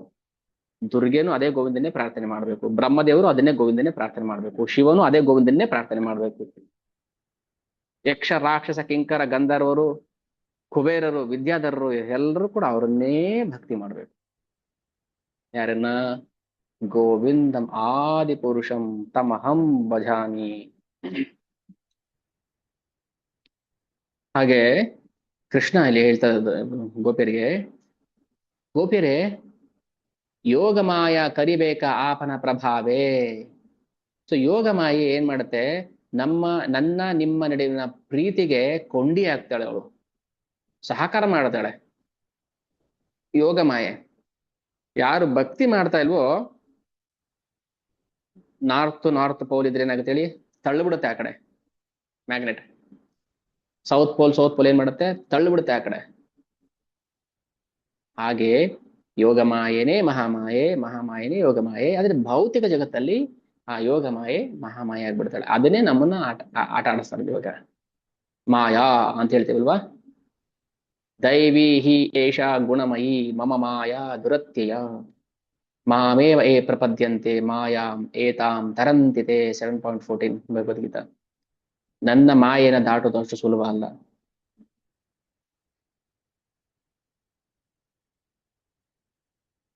ದುರತ್ಯಯ ತುಂಬಾ ಕಷ್ಟ. ಆದ್ರೆ ಪ್ರಾಬ್ಲಮ್ ಏನಂದ್ರೆ ಮಾಯೆಯಲ್ಲಿ ಇದ್ದೀವಿ ಅಂತಾನೆ ನಮ್ಗೆ ಗೊತ್ತಾಗ್ತಾ ಇಲ್ಲ, ಅದಕ್ಕೆ ಸುಲಭ ಆಗ್ತಾ ಇದೆ ನಮ್ಗೆ. ಪ್ರಕ್ಷೇಪಾತ್ಮಿಕ ಮಾಯ, ಆವರಣಾತ್ಮಿಕ ಮಾಯ. ಆವರಣಾತ್ಮಿಕ ಮಾಯದಲ್ಲಿದ್ದವನಿಗೆ ಏನೂ ಗೊತ್ತಾಗಲ್ಲ. ಕೋಮ, ಅನಸ್ತೇಶ ಕೊಟ್ಬಿಟ್ಟು ಮಲಗಿಸಿರ್ತಾರೆ ಬೆಡ್ ಮೇಲೆ. ಏನು ಗೊತ್ತಾ? ಡಾಕ್ಟ್ರೆ ಏನ್ ಬೇಕಾದ್ರೂ ಕೊಯ್ಕೊಂಡು ಹೋಗ್ರಿ, ನಮ್ಗೇನು ಅಭ್ಯಂತರ ಇಲ್ಲ. ಕಿಡ್ನಿ ಬೇಕಾದ್ರೂ ತಗೊಳ್ಳಿ, ಏನ್ ಬೇಕಾದ್ರೂ ತಗೊಂಡೋಗಿ, ಯಾಕೆ ನಮ್ಗೇನು ಗೊತ್ತಾಗಲ್ಲ. ಪ್ರಕ್ಷೇಪಾತ್ಮಿಕ ಮಾಯ ಅಂದ್ರೆ ಗೊತ್ತಾಗ್ತಾ ಇರುತ್ತೆ, ನೋವಾಗ್ತಾ ಇರುತ್ತೆ. ಅಯ್ಯೋ ಭಕ್ತಿ ಮಾಡಕ್ ಆಗ್ತಾ ಇಲ್ಲ. ಇವಾಗ ನಾವು ಆ ಹಂತಕ್ಕೆ ಬರ್ಬೇಕು. ಅನಸ್ತೇಶಿಯಾ ಇಂಜೆಕ್ಷನ್ ಇದು ಮತ್ತು ಇಳಿದಾಗ್ಲೇ ನೋವು ಗೊತ್ತಾಗೋದು ನಮ್ಗೆ. ಆಪರೇಷನ್ ಮಾಡಿರ್ತಾರೋ ಇನ್ನೊಂದು ಮಾಡಿರ್ತಾರೋ ಅವಾಗ ಗೊತ್ತಾಗುತ್ತೆ ನಮ್ಗೆ. ಅನಸ್ತೇಶಿಯಾ ಕೊಟ್ಟಾಗ ಗೊತ್ತಾಗೋದಿಲ್ಲ. ಅದು ಆವರಣಾತ್ಮಿಕ ಮಾಯ. ಮಾಯ ತುಂಬಾ ಬುದ್ಧಿವಂತೆ, ತುಂಬಾ ತುಂಬಾ ತುಂಬಾ ಬುದ್ಧಿವಂತೆ ಅವಳು. ಗೊತ್ತು, ನಮ್ ಜೊತೆ ತುಂಬಾ ಆಟ ಆಡಿದಾಳು ಅವಳು ಜೀವನ ಜೊತೆ. ಎಷ್ಟೆಷ್ಟೋ ಜನ್ಮಗಳಲ್ಲಿ ಎಷ್ಟೆಷ್ಟೋ ದೇಹಗಳನ್ನ ಬದಲಾವಣೆ ಮಾಡ್ಕೊಂಡು ಬಂದಾಗ ಆ ಮಹಾಮಾಯೆ ನಮ್ಮ ಜೊತೆನೇ ಬಂದಿದ್ಲು. ಗೊತ್ತು ಇವನ್ ಬೇಕು ಬೇಡಗಳು. ಅದಕ್ಕೆ ಅವಳು ಆಟ ಆಡ್ತಿರ್ತಾಳೆ ನಿಮ್ ಜೊತೆ. ಯಾವಾಗ ನಾವು ಕೃಷ್ಣ ಭಕ್ತಿ ಬೇಕು ಅಂತ ಬರ್ತೀವೋ ಅವಾಗ ಸ್ವಲ್ಪ ಜಾಸ್ತಿ ಮಾಡ್ತಾಳೆ ಡೋಸೇಜ್. ಹಂಗೂ ನಾನ್ ಬಿಡೋದಿಲ್ಲ, ನೀನು ನನ್ನ ಒದ್ದ ಆಚೆ ಕಳಿಸು, ನಾನ್ ಬಿಡಲ್ಲ ಕೃಷ್ಣ, ನೀನು ಹಿಡ್ಕೊಂಡ್ಬಿಟ್ಟಿದ್ದೀನಿ ನಾನ್ ಬಿಡಲ್ಲ ನಿನ್ನ. ಆವಾಗ ಮಾತ್ರ ಮಾಯೆ ಬಿಟ್ಟು ಹೋಗ್ತಾಳೆ. ಅಂದ್ರೆ ಬಿಟ್ಟು ಹೋಗ್ತಾಳೆ ಅಂದ್ರೆ ಏನು? ಮಹಾಮಾಯೆ ಯೋಗ ಮಾಯೆ ಆಗ್ಬಿಡ್ತಾಳೆ ಅಷ್ಟೆ. ಆಗ ಅದೇ ಭಕ್ತನನ್ನ ಪ್ರೀತಿಯಿಂದ ಕರ್ಕೊಂಡು ಹೋಗಿ ಕೃಷ್ಣನ ಬಳಿ ಬಿಡ್ತಾಳೆ. ಇಲ್ಲಾಂದ್ರೆ ಅದೇ ಮಾಯೆ ಚಾಟಿ ತಗೊಂಡು ಹೊಡಿತಾ ಇರ್ತಾಳೆ. ಎಲ್ಲಿ ಹೊಡಿತಾನೆ ಇಲ್ವಲ್ಲ, ನೋವಾಗ್ತಾ ಇಲ್ವಲ್ಲ. ಈಗ ಅನಸ್ತೇಶಿಯಾ ಇದೆ, ಅದಕ್ಕೆ ನೋವಾಗ್ತಾ ಇಲ್ಲ. ಸ್ವಲ್ಪ ಇಳಿಲಿ ಅದು. ದುಡ್ಡಿನ ಮದ, ಅಧಿಕಾರದ ಮದ ಎಲ್ಲ ಇಳಿತಲ್ಲ, ಆವಾಗ ನೋವು ಗೊತ್ತಾಗುತ್ತೆ. ಈಗ ಅನಸ್ತೇಶಿಯಾದಲ್ಲಿ ಇದ್ದೀವಿ, ಅದಕ್ಕೆ ಗೊತ್ತಾಗ್ತಾ ಇಲ್ಲ. ಅದಕ್ಕೆ ಡಾಕ್ಟ್ರು ಆಪರೇಷನ್ ಆದ್ಮೇಲೆ 1 ತಿಂಗಳು ತಗೊಳ್ಳಿ ಮಾತ್ರೆ ಅಂತ ಕೊಡೋದು. ಏನ್ ಕೇಳಿ? ಅನಸ್ತೇಶಿಯಾದ ಎಷ್ಟು ನೋವಾಗುತ್ತೆ ಗೊತ್ತಾ? ಹೊಟ್ಟೆ ಕುಯ್ದಿರ್ತಾರೆ, ಇನ್ನೊಂದು ಕುಯ್ದಿರ್ತಾರೆ, ಮತ್ತೊಂದು ಕುಯ್ದಿರ್ತಾರೆ. ಇದು ಮಾಯ. ಅದಕ್ಕೆ ಎಲ್ಲ ದಿಲ್ದಾರ ಓಡಾಡ್ತಾ ಇದ್ದಾರೆ ನೋಡಿ, ಎಂಜಾಯ್ ಮಾಡ್ಕೊಂಡು. ಕೊಂಡ್ರು ಪೋಖ್ರಿಗಳು ಅನಸ್ತೇಶಿಯಾದಲ್ಲಿದ್ದಾರೆ ಅವರು. ಕರೆದು ಅವ್ರಿಗೆ ಕೃಷ್ಣ ಪ್ರೇಮ ಹೇಳಕ್ಕಾಗತ್ತ? ಅವ್ರಿಗೆ ಹುಚ್ಚರು ಅವರು.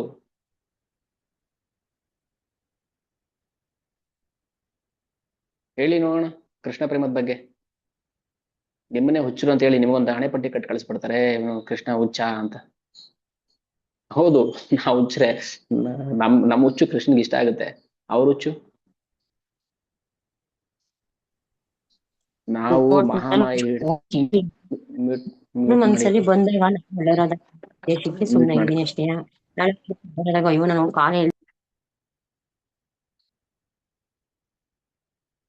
ಸೊ ಕೃಷ್ಣ ಹೇಳ್ತಾ ಇರೋದು ಗೋಪಿಯರಿಗೆ, ಯೋಗ ಮಾಯೆ ನಮ್ಮ ಇಬ್ಬರ ಪ್ರೀತಿಯನ್ನ ಬೆಸಿತಾ ಇದ್ದಾಳೆ. ಅದು ಅವಳ ಸೇವೆ, ನಾನ್ ಕೊಟ್ಟಿರೋ ಸೇವೆ. ಅದು ಮಾಡ್ತಾಳೆ ಕರೆಕ್ಟಾಗಿ. ನೋಡಿ ಆ ಸೇವೆ ಎಂತ ಸೇವೆ ಅಂದ್ರೆ, ಕೃಷ್ಣ ಅವರ ಗಂಡ ಅಲ್ಲ, ಉಪಪತಿ. ಅವ್ರಿಗೆಲ್ಲ ಆಲ್ರೆಡಿ ಮದುವೆ ಆಗಿತ್ತು, ಬೇರೆ ಬೇರೆ ಗಂಡನ ಜೊತೆ ಇದ್ರು ಅವ್ರವ್ರ ಗಂಡನ ಜೊತೆ. ಆದ್ರೂ ಯೋಗಮಾಯೆ ಇಲ್ಲ ಇಲ್ಲ, ಇದು ನಿನ್ನ ನಿಜವಾದ ಗಂಡ. ಮತ್ತ ಅವರು ನಿಮ್ಮ ಭೌತಿಕ ಗಂಡ.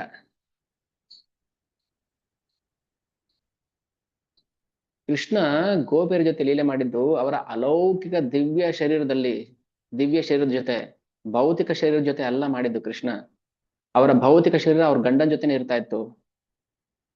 ಕೃಷ್ಣ ಲೀಲೆ ಮಾಡಿದ್ದು ಗೋಪಿಯರ ಅಲೌಕಿಕ ಶರೀರದ ಜೊತೆ. ಕೃಷ್ಣನಿಗೂ ಮತ್ತೆ ಭೌತಿಕ ವಸ್ತುಗೂ ಯಾವ ಸಂಬಂಧ ಇಲ್ಲ ಅಂತ ಹೇಳಿದ್ವಿ ತಾನೆ. ಭಗವಂತನಿಗೂ ಭೌತಿಕ ವಸ್ತುವಿಗೂ ಅಥವಾ ಭೌತಿಕ ಜನರಿಗೂ ಯಾವ ನೇರ ಸಂಬಂಧ ಇಲ್ಲ.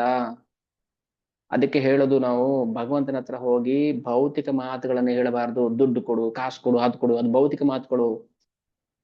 ಮಾತಲ್ಲೂ ಭೌತಿಕ ಮಾತುಗಳು, ಅಲೌಕಿಕ ಮಾತುಗಳು ಅಂತಿದೆ.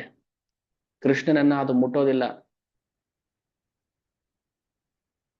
ಎಣ್ಣೆ ಹಚ್ಕೊಂಡು ಸ್ನಾನ ಮಾಡ್ದಂಗೆ, ಎಣ್ಣೆಗೂ ನೀರಿಗೂ ಆಗಲ್ಲ, ಅಂಟೋದಿಲ್ಲ ಅದು. ನಾವು ನಮ್ಮ ಮಾತಿಗೆ ಭೌತಿಕ ಲೇಪ ಹಾಕಿ ಭಗವಂತನ ಹತ್ರ ಹೋಗಿ ಪ್ರಾರ್ಥನೆ ಮಾಡಿದ್ರೆ ಭಗವಂತ ಕೇಳಿಸ್ಕೊಳ್ಳೋದಿಲ್ಲ. ಯಾಕಂದ್ರೆ ಅವನಿಗೆ ಭೌತಿಕ ಇಂದ್ರಿಯ ಇಲ್ಲ, ಚರ್ಮದ ಕಿವಿ ಇಲ್ಲ ಭಗವಂತನಿಗೆ. ನಮ್ ಚರ್ಮದ ನಾಲಿಗೆಯಿಂದ ಮಾತಾಡಿರೋದ್ನ ಭಗವಂತ ಚರ್ಮದ ಕಿವಿಯಿಂದ ಕೇಳಿಸ್ಕೊಳ್ಳೋದಿಲ್ಲ. ನಾವು ಅಲೌಕಿಕ ಮಾತುಗಳನ್ನು ಮಾತಾಡ್ಬೇಕು ಭಗವಂತನ ಹತ್ರ, ಅವಾಗ್ಲೇ ಕೇಳಿಸ್ಕೊಳ್ಳೋದು ಅವನು.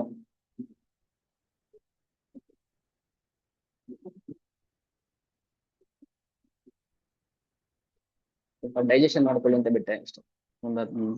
ಒಂದ್ ನಿಮಿಷ ಸ್ವಲ್ಪ ಡೈಜೆಷನ್ ಆಗ್ಲಿ ಅಂತ.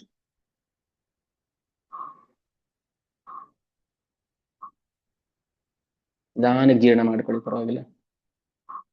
ಭಗವಂತನ ಹತ್ರ ಹೋಗಿ ನಾವು ನಮ್ಮ ಈ ಚರ್ಮದ ನಾಲಿಗೆಯಿಂದ ದೇವ್ರೇ ದೇವ್ರೇ ದೇವ್ರೇ ಮನೆ ಆಗೋಂಗ್ ಮಾಡಪ್ಪ, ಮಕ್ಳಾಗಂಗ್ ಮಾಡಪ್ಪ, ಇದಾಗಂಗ್ ಮಾಡಪ್ಪ ಅಂದ್ರೆ ಭಗವಂತ ಕೇಳಿಸ್ಕೊಳ್ಳೋದಿಲ್ಲ. ದೇವತೆಗಳು ಕೇಳಿಸ್ಕೊಳ್ತಾರೆ ಅಷ್ಟೇ. ನಾವ್ ಹೇಳ್ದೆ ಕೇಳಿಸ್ಕೊಂಡ್ಬಿಡ್ತಾರ? ನಾವು ಡೈರೆಕ್ಟಾಗಿ PM ಮೋದಿ ಮೊಬೈಲ್ ನಂಬರ್ ತಗೊಂಡು ಹಲೋ ಮೋದಿ ಅವರಿದ್ದಾರಾ ಅಂತ ಮಾತಾಡಕ್ಕಾಗತ್ತಾ? ಯಾರಾದ್ರು ಮಾತಾಡಿದ್ದೀರಾ ಡೈರೆಕ್ಟ್ ಆಗಿ? ಮತ್ತೆ ಅದಂಗೆ ನಾವು ಹೋಗಿ ಭಗವಂತನ ಹತ್ರ ಹಂಗ್ ಕೊಡು ಹಿಂಗ್ ಕೊಡು. ನಾವು ದೇವತೆಗಳ ಹತ್ರ ಹೋಗಿ ಕೇಳ್ಬೋದು ಅಷ್ಟೇನೆ. ಯಾಕಂದ್ರೆ ದೇವತೆಗಳು ಕೂಡ ಭೌತಿಕ ಶರೀರಧಾರಿಗಳೇ ಅಲ್ವಾ, ಅವ್ರು ಕೇಳಿಸ್ಕೊತಾರೆ. ಆದ್ರೆ ದೇವತೆಗಳು ಭಗವಂತನ ಭಕ್ತರಾಗಿರೋದ್ರಿಂದ ಅವರು ಪಾರ್ಶಿಯಲಿ, ಅವರು ಶುದ್ಧ ಭಕ್ತರು ಅಂದ್ರೂ ಅಲ್ಲ, ಅಥವಾ ಬದ್ಧ ಜೀವಿಗಳು ಅಂದ್ರೆ ಕಂಪ್ಲೀಟ್ ಬದ್ಧ ಜೀವಿಗಳು ಅಲ್ಲ. ಅವರು ಬದ್ಧ ಜೀವಿಗಳೇ, ದೇವತೆಗಳು ಕೂಡ ಅವರು ಜೀವಿಗಳೇ. ಸೊ ನಾವು ಭಗವಂತನ ಹತ್ರ ಹೋಗಿ ಪ್ರಾರ್ಥನೆ ಮಾಡ್ಬೇಕಾಗಿರೋದು ಅಲೌಕಿಕ ವಾಣಿಯಿಂದ, ಅಲೌಕಿಕ ಮನಸ್ಸಿನಿಂದ. ಅದು ಹೇಗೆ ಪ್ರಾಪ್ತಿ ಆಗುತ್ತೆ? ಹರೇ ಕೃಷ್ಣ ಕೃಷ್ಣ ಕೃಷ್ಣ ಹರೇ ಹರೇ, ಹರೇ ರಾಮ ರಾಮ ರಾಮ ಹರೇ ಹರೇ. ಅದನ್ನಷ್ಟೇ ಭಗವಂತ ಕೇಳಿಸ್ಕೊಳ್ಳೋದು. ಇನ್ನು ಉಳಿದಿದ್ದೆಲ್ಲ ಗಾಳಿಗೆ ತೂರ್ದಂಗೆ ಹೋಗ್ಬಿಟ್ಟಿರುತ್ತೆ.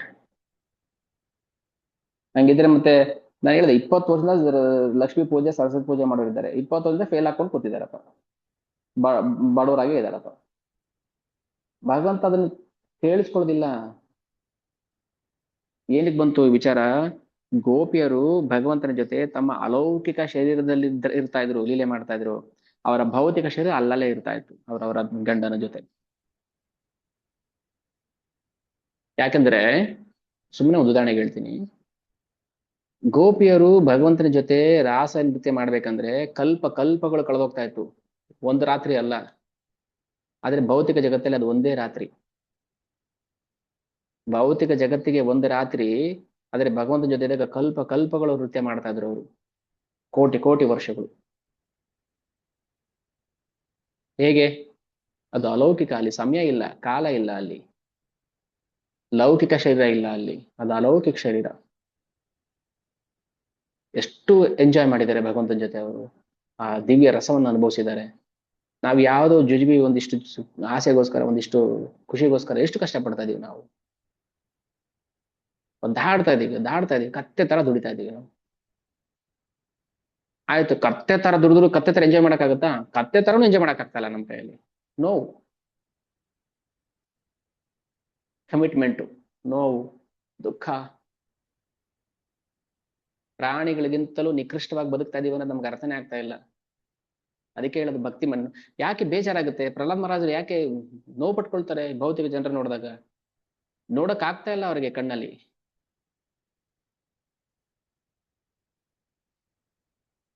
ಯಾವುದೋ ಒಂದು ಬೀದಿ ನಾಯಿ ಆಹಾರ ಇಲ್ಲದೆ ರೋಡಲ್ಲಿ ಒದ್ದಾಡ್ಕೊಂಡಿದ್ರೆ ನಮ್ಗೆ ನೋಡಕ್ಕಾಗಲ್ಲ, ಅಯ್ಯೋ ಪಾಪ ಅಂತ ಅನ್ಸುತ್ತೆ. ಯಾವುದೋ ನಾಯಿ, ಒಂದು ನಿಕೃಷ್ಟ ಪ್ರಾಣಿ, ಹೀನ ಪ್ರಾಣಿ, ಯಾವುದೋ ಮನೆ ನಾಯಿ ಎಲ್ಲೋ ಬಿದ್ದಿದೆ, ಅದಕ್ಕೆ ಅನ್ನ ಇಲ್ಲದೆ ಒದ್ದಾಡ್ಬೇಕಾದ್ರೆ ನಮ್ಗೆ ಕರಳು ಕಿತ್ತು ಬರುತ್ತೆ, ಅಯ್ಯೋ ಅನ್ಸುತ್ತೆ. ಅಂಥದ್ರಲ್ಲಿ ಭಗವಂತನ ಸಾಕ್ಷಾತ್ತಾಗಿ ನೋಡುವಂತ ಭಾಗ್ಯ ಸಿಗುತ್ತೆ ಮನುಷ್ಯ ಶರೀರಕ್ಕೆ ಬಂದಾಗ. ಇಂಥ ಶರೀರವನ್ನು ಕೂಡ ನಾವು ಹಾಳು ಮಾಡ್ಕೋತಿದ್ದೇವಲ್ಲ ಅಂದಾಗ ಯಾರಿಗೆ ತಾನೇ ನೋಡಕ್ಕಾಗುತ್ತೆ?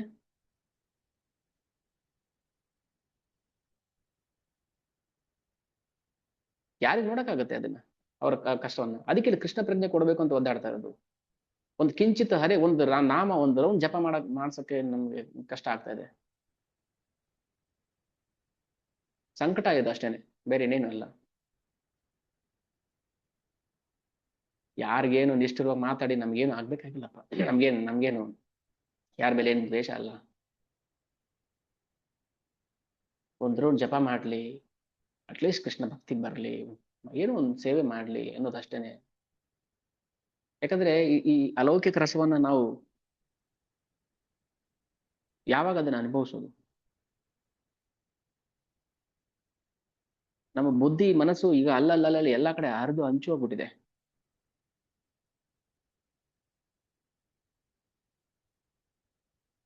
ಉದ್ಧವ ವೃಂದಾವನಕ್ಕೆ ಬಂದಾಗ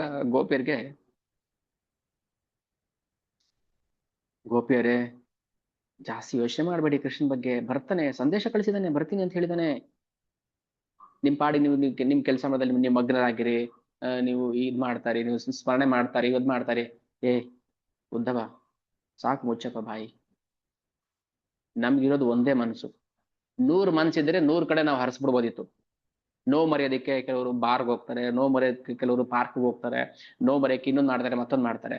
ನಮ್ಗಿರೋದು ಒಂದೇ ಮನಸ್ಸು, ಒಂದೇ ನೋವು. ಆ ಮನಸ್ಸನ್ನ ಕೃಷ್ಣನ್ ಕೊಟ್ಬಿಟ್ಟಿದೀವಿ. ಮತ್ತೆ ಇನ್ನೇನು ಯೋಚನೆ ಮಾಡೋದು ನಾವು? ನಾನು ನನ್ನ ಮನಸ್ಸನ್ನ ಬೇರೆ ಕಡೆ ಹರಿಸೋದಕ್ಕೂ ನನ್ನ ನಂತರ ಮನಸ್ಸಿಲ್ಲ ಈಗ. ಆ ಮನಸ್ಸು ಆಗ್ಲೇ ಕೃಷ್ಣನ್ ಕೊಟ್ಬಿಟ್ಟಿದೀವಿ ನಾವು. ಪ್ರಸಾದ ಕೊಡಿ, ತಗೋತೀನಿ. Thank you. ಓಕೆ, ಹೇಗೆ ಈಗ ನಾನು ಅದನ್ನ ಅನುಕರಿಸೋದು? ಸರಿ ಆಗ್ಬೋದು. ಇಲ್ಲಿ ಓಕೆ. ಈಗ ಹೇಗೆ ನನ್ನ ಮನಸ್ಸನ್ನ ನಾವು ಮರಿಬೇಕು ಅಂದ್ರೆ ಭಗವಂತನ ಮರೆಯಕ್ಕಾಗ್ತಾ ಇಲ್ಲ. ನಾವೆಲ್ಲರೂ ಭಗವಂತನ ಸ್ಮರಣೆ ಮಾಡ್ಬೇಕು ಅಂತ ಪ್ರಯತ್ನ ಮಾಡ್ತಾ ಇದೀವಿ, ಆಗ್ತಾ ಇಲ್ಲ, ಹೌದಲ್ಲ? ಆದ್ರೆ ಗೋಪಿಯರು ಮರಿಬೇಕು ಅಂತ ಪ್ರಯತ್ನ ಮಾಡ್ತಾರೆ, ಮರೆಯಕ್ಕಾಗ್ತಾ ಇಲ್ಲ. ಯಾಕಂದ್ರೆ ಸಂಪೂರ್ಣ ಮನಸ್ಸಲ್ಲಿ ಭಗವಂತನೇ ತುಂಬ್ಕೊಂಡ್ಬಿಟ್ರೆ ನೀವು ಮರಿಬೇಕು ಅಂದ್ರೆ ಮರೆಯಕ್ಕಾಗೋದಿಲ್ಲ. ಅದು ಆ ಅಲೌಕಿಕ ರಸವನ್ನ ಸವಿಬೇಕು ಅಂತಾನೆ ಪುಸ್ತಕಗಳನ್ನ ಓದಿ, ಕ್ಲಾಸಸ್ ಕೇಳಿ, ಲೆಕ್ಚರ್ಸ್ ಕೇಳಿ, ದೇವಸ್ಥಾನ ಬಂದು ಸೇವೆ ಮಾಡಿ, ಭಗವಂತನ ಶ್ರೀ ವಿಗ್ರಹ ದರ್ಶನ ಮಾಡ್ರಿ, ಭಗವಂತನ ಪಾದ ಸ್ಪರ್ಶ ಮಾಡಿ, ಪಾದವನ್ನು ದರ್ಶನ ಮಾಡ್ರಿ, ಭಗವಂತನ ಪಾದಕ್ಕೆ ಒಂದು ತುಳಸಿ ದಳವನ್ನು ಅರ್ಪಣೆ ಮಾಡಿ. ಏನು ಮಾಡಬಾರ್ದಪ್ಪ. ನೀವು 1 ತಿಂಗಳು ನಿಮ್ಗೆ ಈಗ ಡಾಕ್ಟರ್ ಪ್ರಿಸ್ಕ್ರಿಪ್ಷನ್ ಬರ್ಕೊಡ್ತಾರಲ್ಲ, ಹಂಗೆ 1 ತಿಂಗಳು ದಿನಕ್ಕೆ 3 ಸಲ 3 ತುಳಸಿ ದಳವನ್ನ ಭಗವಂತನ ಪಾದಕ್ಕೆ ಅರ್ಪಣೆ ಮಾಡಿ. ಇಷ್ಟೇ ಪಥ್ಯ. ಕೃಷ್ಣ ಖಂಡಿತ ಪ್ರೇಮ ಕೊಡ್ತಾನೆ. ಮಾಡ್ರಿ, ಯಾರು ಮಾಡ್ತಲ್ಲ ಅವ್ರು. 1 ತಿಂಗಳು ಎಲ್ಲ ನಮ್ಮ ಒಳಗಡೆ ಹೃದಯದಲ್ಲಿರುವಂತ ಎಲ್ಲ ಕಲ್ಮಶ ಹೊರಗಡೆ ಬಂದ್ಬಿಡುತ್ತೆ. ತೆಗೆದ್ಬಿಡ್ತಾಳೆ ತುಳಸಿ ಮಹಾರಾಣಿ ಕಲ್ಮಶವನ್ನು.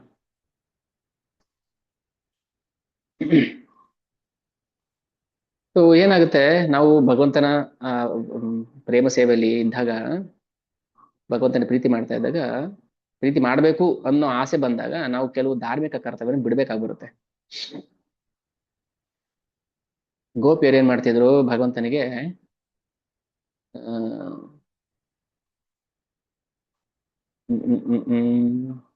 ತಲೆನೋವು ಬರುತ್ತೆ ಭಗವಂತನಿಗೆ. ಸೊ ನಾರದ ಮುನಿಗಳನ್ನ, ನನ್ನ ತಲೆನೋವಿಗೆ ಏನಪ್ಪಾ ಔಷಧಿ ಮದ್ದು ಅಂತ ತಲೆ ಕಟ್ಸ್ಕೊಂಡು ಕೂತಿರ್ತಾನೆ ಕೃಷ್ಣ. ನನ್ನ ಶುದ್ಧ ಭಕ್ತರ ಪಾದದ ಧೂಳು ಬೇಕು ಅಂತ. ನಾನು ನಿಮಗೆ ಒಂದು ವಿಡಿಯೋ ತೋರಿಸ್ತೀನಿ. ಅಂದ್ರೆ ಅಷ್ಟೇ ಹ್ಯುಮಿಲಿಟಿ ಕೃಷ್ಣನಲ್ಲಿ ನಾವು ನೋಡಿ ಕಲಿಬೇಕು. ದೊಡ್ಡವನು, ಈಗ ಒಬ್ಬ ವ್ಯಕ್ತಿ ದೊಡ್ಡವನು ಅನ್ಸ್ಕೋಬೇಕಾದ್ರೆ ದೊಡ್ಡ ಕೆಲಸ ಮಾಡ್ಬೇಕು ಅಂತೇನಿಲ್ಲ. ದೊಡ್ಡ ವ್ಯಕ್ತಿ ಯಾವಾಗ ದೊಡ್ಡವರಾಗೇ ಇರ್ತಾರೆ, ಸಣ್ಣ ಕೆಲಸ ಮಾಡೋದು ಕೂಡ ಅವ್ರು ದೊಡ್ಡವರಾಗ್ತಾರೆ. ಒಂದ್ ಸೆಕೆಂಡ್.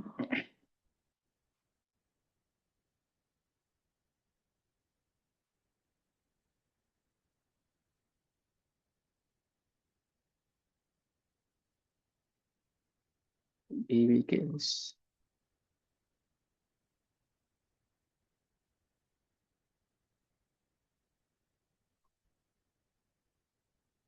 ಓಕೆ, ವಿಡಿಯೋ ನಾನು ಆಮೇಲೆ ಪ್ಲೇ ಮಾಡ್ತೀನಿ. ಸ್ಕ್ರೀನ್ ಶೇರ್ ಮಾಡೋಣ ಅನ್ಕೊಂಡು.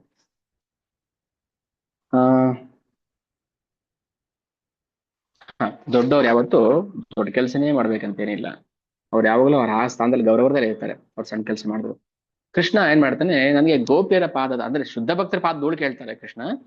ನಾರದವನು ಎಲ್ಲಾ ಕಡೆ ಹುಡ್ಕೊಂಡು 14 ಲೋಕಗಳನ್ನೆಲ್ಲ ಹುಡ್ಕೊಂಡು ಬರ್ತಾರೆ, ಎಲ್ಲೂ ಸಿಕ್ಕಿಲ್ಲ. ಶುದ್ಧ ಭಕ್ತರು ಸಿಕ್ಕಿಲ್ಲ ನಾರದವನಿಗೆ. ಅಲ್ಲ, ಅವ್ರನ್ನೂ ಕೂಡ ಅವ್ರು ಶುದ್ಧ ಭಕ್ತ ಅಂತ ಕನ್ಸಿಡರ್ ಮಾಡಿಲ್ಲ. ಹಂಗೇನಾದ್ರು ತಾನು ಶುದ್ಧ ಭಕ್ತ ಅಂತ ಕನ್ಸಿಡರ್ ಮಾಡ್ಕೊಂಡಿದ್ರೆ ನಾರದ ಮುನಿಗಳು ಅವ್ರದೇ ಪಾದ ಧೂಳು ಕೊಟ್ಬಿಡ್ಬೋದಿತ್ತಲ್ಲ ಕೃಷ್ಣನಿಗೆ. ತಗೊಳ್ಳಿ ಕೃಷ್ಣ, ನಾನೇ ಶುದ್ಧ ಭಕ್ತ ಅಲ್ವಾ ಅಂತ ನನ್ನ ಪಾದ ಮಾಡಿಲ್ಲ ಅವರು. ಯಾಕಂದ್ರೆ ಕೆಲವು ಸಮಯ ಧಾರ್ಮಿಕ ಕರ್ತವ್ಯ ಬಿಡ್ಬೇಕು ಬರುತ್ತೆ. ಭಗವಂತನಿಗೆ ಪಾದ ಧೂಳು ಕೊಡೋದು ಅಪರಾಧ ಅಲ್ವಾ? ಬಟ್ ಶುದ್ಧ ಭಕ್ತರು ಮಾಡ್ಬೋದು ಆ ತರ. ಕೃಷ್ಣ ಅದನ್ನೇ ಬಯಸೋದು. ಯಾವ ವೈದಿಕ ಧರ್ಮಗಳು, ಕಟ್ಟಳೆಗಳು, ನಿಯಮಾವಳಿಗಳನ್ನ ಭಗವಂತ ಸ್ವೀಕಾರ ಮಾಡೋದಿಲ್ಲ. ಅದಕ್ಕೂ ಮೀರಿ ಹೋಗ್ಬೇಕು. ಅದಕ್ಕೂ ಮೀರಿ ಹೋಗ್ಬೇಕಾದ್ರೆ ಶುದ್ಧ ಪ್ರೇಮದ ಹಂತದಲ್ಲಿ ಇರ್ಬೇಕು. ಅವಾಗ ಯಾವ ಧಾರ್ಮಿಕ ನಿಯಮಗಳು ನಾವು ಆಚರಣೆ ಮಾಡೋ ಅವಶ್ಯಕತೆ ಇಲ್ಲ. ಯಾವಾಗ ಆ ಹಂತಕ್ಕೆ ಹೋದಾಗ. ಬಟ್ ಈಗ ನಾವು ಅದನ್ನು ಫಾಲೋ ಮಾಡ್ಲೇಬೇಕು. ವೈದಿ ಭಕ್ತಿಯನ್ನು ನಾವು ಆಚರಣೆ ಮಾಡ್ಲೇಬೇಕು. ಯಾಕಂದ್ರೆ ನಾವು ಜೀವ ಆಗಿರೋದ್ರಿಂದ, ಭಗವಂತನ ಅಂಶ ಆಗಿರೋದ್ರಿಂದ ನಾವಾಗ ಹೇಳ್ಬೋದು. ಬಟ್ ಬದ್ಧ ಜೀವಿಗಳಾಗ್ಬಿಟ್ಟಿದೀವಿ ನಾವು ಅಷ್ಟೇ. ಜೀವ ಯಾವತ್ತೂ ಶಾಶ್ವತ, ಸಚ್ಚಿದಾನಂದ. ಅಜ್ಞಾನ ವಶವಾಗಿ ಅವನು ನಾನು ದೇಹ, ನಾನು ಅಜ್ಞಾನಿ ಅಂತ ಭಾವಿಸ್ಕೊಂಡಿದ್ದಾನಷ್ಟೆ. ಅದರಿಂದ ಹೊರಗಡೆ ಬಂದಾಗ ಖಂಡಿತ ಅವನು ಭಗವಂತನ ಭಕ್ತಿ ಸೇವೆ ಮಾಡಕ್ಕೆ ಅರ್ಹನಾಗ್ತಾನೆ.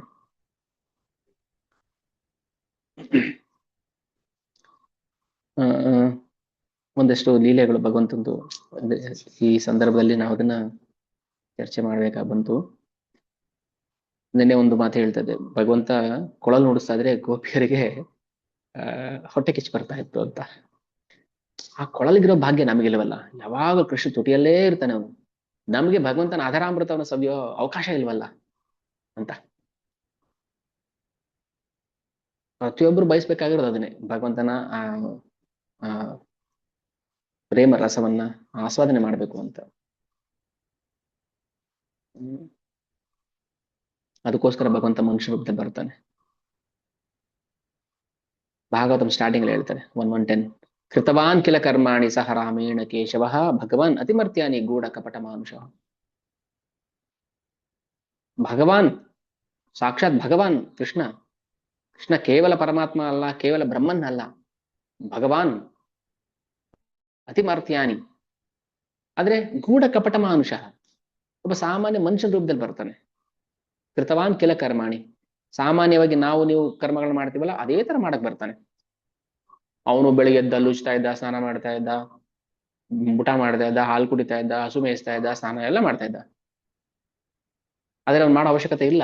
ಮಾಡಿದ್ದೇನಕ್ಕೋಸ್ಕರ ಅಂದ್ರೆ ನನ್ನ ಭಕ್ತರಲ್ಲಿ ಅನುಗ್ರಹ ತೋರಕ್ಕೋಸ್ಕರ.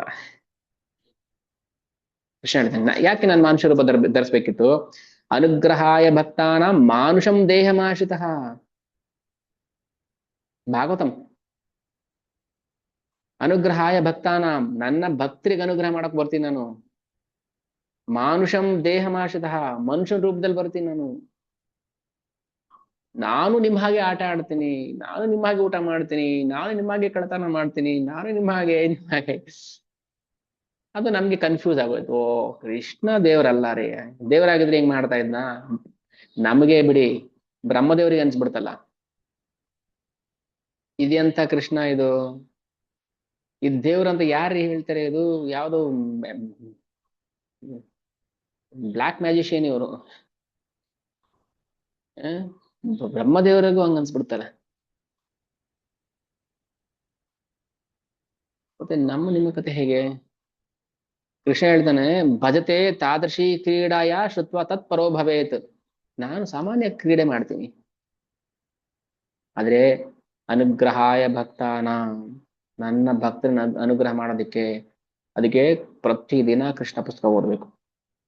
ಕೃಷ್ಣ ನಮಗೋಸ್ಕರ ಲೀಲೆ ಮಾಡ್ತಾ ಇದ್ದಿದ್ದು,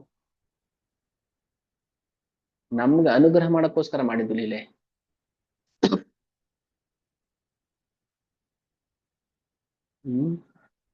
ಅಂದ್ರೆ ಭಕ್ತಿ ಮಾಡಕ್ಕೆ ಮನುಷ್ಯನ ಶರೀರನೇ ಶ್ರೇಷ್ಠವಾದದ್ದು, ಭಕ್ತಿ ಸ್ವೀಕಾರ ಮಾಡಕ್ಕೆ ಮನುಷ್ಯನ ದೇಹನೇ, ಮನುಷ್ಯನ ರೂಪದ ಶರೀರವೇ ಶ್ರೇಷ್ಠವಾದದ್ದು. ಅವಾಗ ಮಾತ್ರ ನಮಗೂ ಮತ್ತು ಕೃಷ್ಣ ನಡುವೆ ಸಂಬಂಧವನ್ನ ಪುನರ್ ಸ್ಥಾಪನೆ ಮಾಡಬಹುದು. ಸಂಬಂಧ ಇದೆ, ಮರ್ತಿದೀವಿ, ಮತ್ತೆ ಅದನ್ನ ಪುನರ್ ಸ್ಥಾಪನೆ ಮಾಡ್ಬೇಕು. ಇಲ್ಲಾಂದ್ರೆ ಸುತ್ತೊಡಿತಾ ಹೋಗ್ಬೇಕು. Merry go round, fire in the mountain, run run run ಅಂತ. ಓಹ್, 84 ಲಕ್ಷ ಜೀವ ಏನಿಲ್ಲಿ ಸುತ್ತ ಆಡ್ತಾ ಇರ್ಬೇಕಾಗುತ್ತೆ.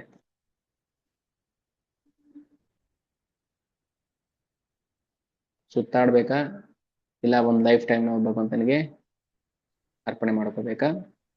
ಅದು ನಮಗ್ ಬಿಟ್ಟಿದ್ದು. ಯಾಕಂದ್ರೆ ನಮ್ಗೆ ಸ್ವತಂತ್ರ ಇದೆ ಜೀವನಿಗೆ. ಇಲ್ಲಿ ಕೃಷ್ಣ ಅರ್ಜುನಿಗೆ ಹೇಳ್ತಾನೆ, ನಿನ್ನ ಕರ್ತವ್ಯದಲ್ಲಿ ಏನಾದ್ರೂ ಚ್ಯುತಿ ಬಂತು ಅಂದ್ರೆ ನೀನೇನಾದ್ರೂ ಪಾಪಕ್ಕೆ ತಳ್ಳಿಬಿಡುತ್ತೆ. ಕರ್ತವ್ಯ ಚ್ಯುತಿ ಮಾಡಬಾರ್ದು. ಸೊ ನೀನ್ ಕ್ಷತ್ರಿಯ ಆಗಿರೋದ್ರಿಂದ ಯುದ್ಧ ಮಾಡ್ಲೇಬೇಕು. ಅದು ವರ್ಣಾಶ್ರಮ ಧರ್ಮಕ್ಕೆ ತಕ್ಕ. ಆದ್ರೆ ಎಲ್ರೂ ಮಾಡ್ಬೇಕಾಗಿರುವಂತ ಒಂದು ಕರ್ತವ್ಯ ಇದೆ. ಅದಕ್ಕೆ ಭವೇತ್ ಕ್ರಿಯಾ ವಿಧಿಲಿಕ್ಸೇಯ ಹಾಕಯ, ಕರ್ತವ್ಯ ಅವಶ್ಯ ಅನ್ಯತಾ ಪ್ರತ್ಯವಾಯ. ಕರ್ತವ್ಯ ಅವಶ್ಯ ಅನ್ಯತಾ ಪ್ರತ್ಯವಾಯ. ಭಗವಂತ ಹೇಳ್ತಾನೆ, ಕರ್ತವ್ಯ ಮಾಡ್ಲೇಬೇಕು, ಅವಶ್ಯವಾಗಿ ಮಾಡ್ಬೇಕು. ಏನ್ ಕರ್ತವ್ಯ? ಅಲ್ಲಿ ಸಿಕ್ಕಾಕೊಂಡ್ಬಿಡ್ತೀವಿ ನಾವು. ಪ್ರತಿಯೊಬ್ಬರಿಗೂ ಕರ್ತವ್ಯ ಇದೆ, ಕರ್ತವ್ಯ ಮಾಡಿಲ್ಲ ಅಂದ್ರೆ ಸಿಕ್ಕಾಕೊಂಡ್ಬಿಡ್ತೀವಿ. ಪ್ರತ್ಯವಾಯ ಅಂದ್ರೆ ಜಾಲದಲ್ಲಿ ಸಿಕ್ಕಾಕೊಂಡ್ಬಿಡ್ತೀವಿ. ಏನಪ್ಪಾ ನಮ್ ಕರ್ತವ್ಯ?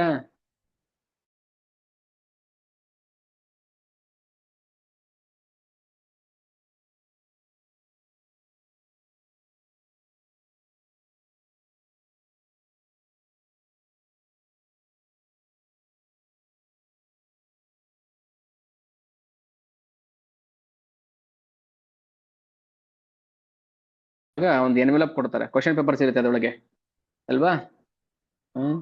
ಶ್ರೀಮಂತ್ ಪ್ರಭು ಇದ್ದಾರೆ ಟೀಚರ್, ಅದಲ್ಲಿ ಪಾರ್ಟ್ ಎ ಪಾರ್ಟ್ ಬಿ ಅಂತ ಇರುತ್ತೆ. ಇವನೇನ್ ಮಾಡ್ದ, ಪಾರ್ಟ್ ಎ ತೆಗೆದ, ಅದಲ್ಲಿ 35 ಮಾರ್ಕ್ಸ್ ಬರ್ದ 3 ಗಂಟೆ. ಪಾರ್ಟ್ ಬಿ ಪೇಪರ್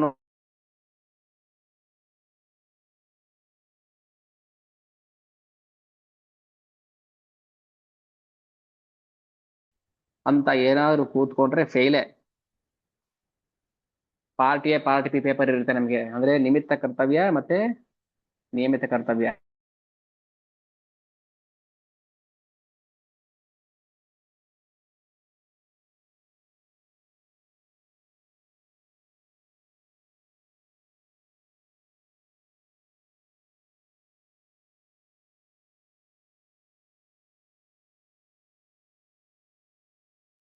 प्रभु वॉइस कैसा है प्रभु? हरे कृष्ण।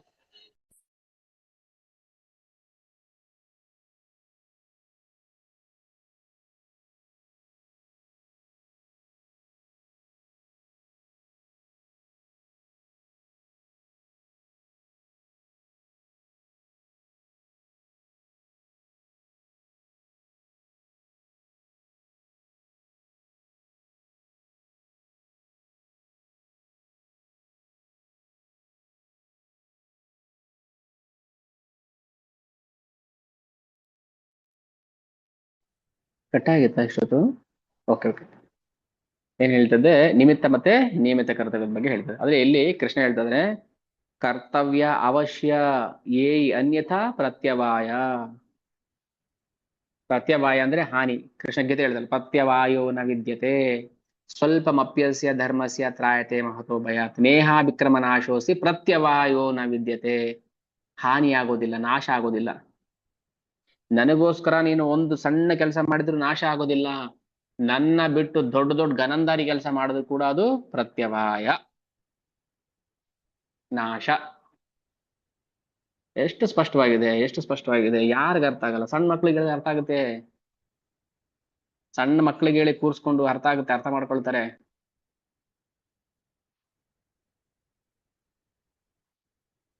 ಯಾರಿಗ ಅರ್ಥ ಆಗ್ತಾ ಇಲ್ಲ ಹೋಗ್ಲಿ ಹೇಳಿ. ಇಲ್ಲ, ಅರ್ಥ ಆಗ್ತಾ ಇದೆ ಆದ್ರೆ ಮಾಡಕ್ ಆಗ್ತಾ ಇಲ್ಲ ಅನ್ನೋರು ಯಾರು ಹೋಗ್ಲಿ. ಏನ್ ಗೊತ್ತಿರ್ಲಿಲ್ಲ ಅನ್ನೋದೇ ಗೊತ್ತಿರ್ಲಿಲ್ಲ. ಓಕೆ, ಇವಾಗ ಏನ್ ಗೊತ್ತಿರ್ಲಿಲ್ಲ ಅನ್ನೋದು ಗೊತ್ತಾಯ್ತು. ಓಕೆ, ಈಗ ಏನ್ ಗೊತ್ತಾಯ್ತು ಅದನ್ನ ಮಾಡ್ಬೇಕು. ನಾವು ಭಗವಂತನನ್ನ ಬಿಟ್ಟು ಕೆಲವು ಮದುವೆ ಪೇಪರ್ಗಳಲ್ಲಿ ಹಾಕ್ಸಿರ್ತಾರೆ ತಮ್ಮ ಸುಖಾಗಮನವನ್ನ ಬಯಸುವವರು ಯಾರ್ಯಾರು ಹಾಕಿರ್ತಾರೆ. ಕೃಷ್ಣ ನಮ್ಮ ಸುಖಾಗಮನವನ್ನು ಬಯಸೋದು ಕೃಷ್ಣ. ಬಾಪ ಗೋಲೋಕಕ್ಕೆ ಬಾಪ, ಟೈಮ್ ಆಯ್ತು, ತುಂಬಾ ಹೊತ್ತಾಯ್ತು, ನೀನು ಅಲ್ಲೋಗಿ ಅಲ್ಲೇ ಒದ್ದಾಡ್ಕೊಂಡು ಬಿದ್ದಿದ್ಯಾ, ಇವತ್ತಾದ್ರೂ ಈ ಜನ್ಮದಲ್ಲಾದ್ರೂ ಬಾ ಅಂತ ಕರಿತಾ ಇರೋದು ಅವನು, ಇವರೆಲ್ಲ. ಎಷ್ಟೋ ಜನಕ್ಕೆ ಹೇಳಿ ಇನ್ವಿಟೇಷನ್ ಕಾರ್ಡಲ್ಲಿ ಹರೇ ಕೃಷ್ಣ ಬಿಟ್ಟು ಏನೇನು ಹಾಕ್ಸ್ತಿಲ್ಲ. ಒಂದೆರಡು ಇನ್ವಿಟೇಷನ್ ನೋಡಿದೆ, ಕಾರ್ಡು ಸಿಂಪಲ್ ಆಗಿದೆ. ಏನ್ ಸಿಂಪಲ್ ಆಗಿ ಮಾಡಿಸ್ಬಿಟ್ಟಾರೆ. ಇನ್ನೇನ್ ಹಾಕಕ್ಕಾಗತ್ತೆ ಅಲ್ಲಿ? ಹರಿ ಗುರು ವೈಷ್ಣವರ ಕೃಪೆ ಹರೇ ಕೃಷ್ಣ ಇಂತಿ ನಿಮ್ಮ ಸುಖ ಆಗಮನವನ್ನು ವಹಿಸುವವರು ಅಷ್ಟು ಹಾಕ್ಬಿಟ್ಟು ಸುಮ್ಮನೆ ಬಿಟ್ಬಿಡ್ತಾರೆ. ಇಷ್ಟೇ ಸಾಕು. ಎಷ್ಟೋ ಚೇಂಜಸ್. ಭಗವಂತ ನಮ್ಮ ಸುಖ ಆಗಮನವನ್ನು ಬಯಸ್ತಾ ಇರೋದು ಬಾ ಬಾ, ಈ ಜನ್ಮದಲ್ಲಾದ್ರೂ ಬಾಪ ಅಂತ ಕರೀತಾ ಇರೋದು ಇವ್ರುಗಳೆಲ್ಲ. ನಮ್ಮ ಕರ್ತವ್ಯ ಕೇವಲ ಮದುವೆ ಮಾಡ್ಬಿಡೋದು ಮಕ್ಕಳಿಗೆ. ಅಯ್ಯೋ ಏನ್ ಕರ್ತವ್ಯ ಮುಗಿತಾನೆ ಇಲ್ಲ ರೀ.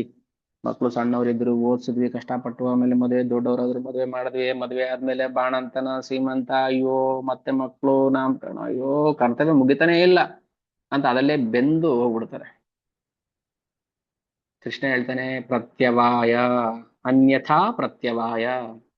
ನನ್ನ ಸ್ಮರಣೆ ಇಲ್ಲದೆ, ನನ್ನ ಭಕ್ತಿ ಇಲ್ಲದೆ, ನನ್ನ ಆಶ್ರಯ ಇಲ್ಲದೆ ನೀವೇನೇ ಮಾಡಿದ್ರು ಕೂಡ ನಾಶ ಆಗ್ಬಿಡುತ್ತೆ.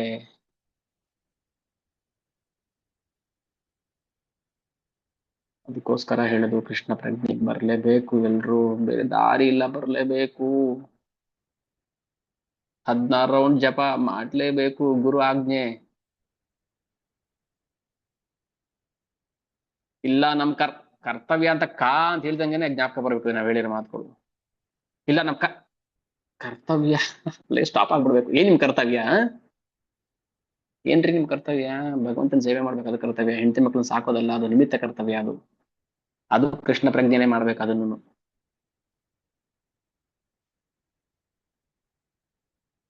ಸುಮ್ಮನೆ ಆಟೋಯಿಂದ ಹಾಕೊಳಕಲ್ಲ. ತಾಯಿಯೇ ದೇವರು, ತಂದೆಯೇ ದೇವರು ಅಂತ ಅದು ಆಟೋಯಿಂದ ಹಾಕೊಳಕಷ್ಟೇ. ಅದು ಹಾರ್ಟಲ್ಲಿ ಹಾಕೋಬೇಕು. ಕೃಷ್ಣ ನೀನೇ ತಂದೆ, ಕೃಷ್ಣ ನೀನೇ ತಾಯಿ. ಕರ್ತವ್ಯ ಮಾಡಬೇಕು, ಕರ್ತವ್ಯ ಚ್ಯುತಿ ಮಾಡಬಾರದು. ಬೆಳಗ್ಗೆ ಎದ್ದು ಏನ್ ನಿತ್ಯ ಕರ್ಮಗಳಿದೆ ಮಾಡಬೇಕು. ನಿತ್ಯ ಕರ್ಮಗಳಂದ್ರೆ ಭೌತಿಕ ನಿತ್ಯ ಕರ್ಮಗಳಲ್ಲ, ನಿತ್ಯ ಕರ್ಮ ನಿಮಿತ್ತ ಕರ್ಮಗಳು. ಬೆಳಗ್ಗೆ ಎದ್ದೇಳಬೇಕು, 16 ಜಪ, ಸ್ನಾನ ಮಾಡಬೇಕು, ಜಪ ಮಾಡಬೇಕು, ಭಗವಂತನಿಗೆ ಆರತಿ ಮಾಡಬೇಕು, ಭಾಗವತ ಶ್ರವಣ ಮಾಡಬೇಕು, ಸೇವೆ ಮಾಡಬೇಕು, ಪ್ರಸಾದ. ಇದು ನಿತ್ಯ ಕರ್ತವ್ಯ. ಅದು ಭವೇತ್ ಅಂತ ಹೇಳ್ತಾನೆ ಇಲ್ಲಿ ಕೃಷ್ಣ. ಮಾಡ್ಲೇಬೇಕು ಅಂತ. ಭವೇತ್ ಅಂದ್ರೆ ಅವಶ್ಯಕವಾಗಿ, ಕ್ರಿಯಾಪದ ಅದು ಭವೇತ್. ಭವೇತ್ ಕ್ರಿಯಾ ವಿಧಿಲಿ, ಮಾಡ್ಲೇಬೇಕು ಅಂತ ಹೇಳ್ತಾ ಇರೋದು. ಆಜ್ಞೆ ಮಾಡ್ತಿದೀವ ನಾವು? ಭಗವಂತನ ಆಜ್ಞೆನೇ ಮೀರಿದ್ರೆ ಇನ್ಯಾರು ನಮ್ಮನ್ನು ಕಾಪಾಡ್ತಾರೆ ಹೇಳಿ?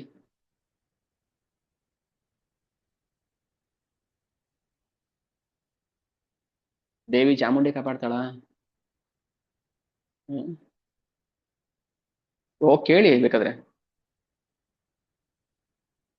ಕೇಳಿ ಹೋಗಿ. ನೋಡಪ್ಪ, ನಾನು ಕೃಷ್ಣನ ಆಜ್ಞೆಯನ್ನ ಸಾರಾ ಸಗಟಾಗಿ ತಿರಸ್ಕಾರ ಮಾಡ್ತಾ ಇದ್ದೀನಿ. ಮನಸ್ಸು ಇಚ್ಛೆ ಇಷ್ಟ ಬಂದಂಗೆ ಭಗವಂತನ ದ್ವೇಷ ಮಾಡ್ತಾ ಇದ್ದೀನಿ. ಚಾಮುಂಡಿ ಕಾಪಾಡು. ಕಾಪಾಡ್ತಾಳ? ಲಾಟಿ 2 ಕೈ ಹಿಡ್ಕೊಡ್ತಾಳ. ಅವಾಗ ಮುಂಚೆ 1 ಕೈ ಇರ್ತಾ ಇತ್ತು, ಲಾಟಿ 2 ಕೈ ಹಿಡ್ಕೊಡ್ತಾಳ. ಹಿಂದೆ ಮುಂದೆ ರಪ ರಪ ಅಂತ ಬಾರ್ಸೋದಕ್ಕೆ. ಯಾಕೆ ಗೊತ್ತಾಗ್ತಾ ಇಲ್ಲ ನಾವು ಕೋಮಾದಲ್ಲಿ ಇದ್ದೀವಿ ಅಂತ ಅರ್ಥ. ಅದು ಇಳ್ದಾಗ ಗೊತ್ತಾಗುತ್ತೆ ನೋವು. ಎಲ್ಲ ಕಡೆ ಕುಯ್ದಿರ್ತಾರೆ, ನೋವು ಗೊತ್ತಾಗ್ತಾ ಇಲ್ಲ ಅಷ್ಟೇನೆ. ಮಾಯ ತುಂಬಾ ಡೇಂಜರಸ್ ಅಪ್ಪ. ಅದಕ್ಕೆ ಹೇಳ್ತಾ ಇರೋದು, ನಾವು ಸಿಕ್ಕಾಕೋಬಾರದು. ಈಗ ನಮ್ಮನ್ನ ಪ್ರವಾಹ ಎಳ್ಕೊಂಡು ಹೋಗ್ತಾ ಇದೆ, ಆದ್ರೂ ನಾವು ಭಗವಂತನ ಕಾಲು ಬಿಡಬಾರ್ದು. ಭಗವಂತನ ಪಾದವನ್ನು ಹಿಡ್ಕೊಂಡ್ಬಿಡ್ಬೇಕು, ಪಾದಕಮಲವನ್ನ. ಭಗವಂತನ ಪಾದಕಮಲ ಹಿಡ್ಕೊಂಡ್ಬಿಟ್ರೆ ಗಟ್ಟಿಯಾಗಿ ಏನೇ ಪ್ರವಾಹ ಬಂದ್ರು ಅದನ್ನ ಸ್ಟ್ಯಾಂಡ್ ಮಾಡೋ ಶಕ್ತಿ ಕೊಡ್ತಾನೆ ಭಗವಂತ. ದದಾಮಿ ಬುದ್ಧಿಯೋಗಂ ತಂ ಏನು ಮಾಮೋಪಾಯ ಅಂತಿದೆ.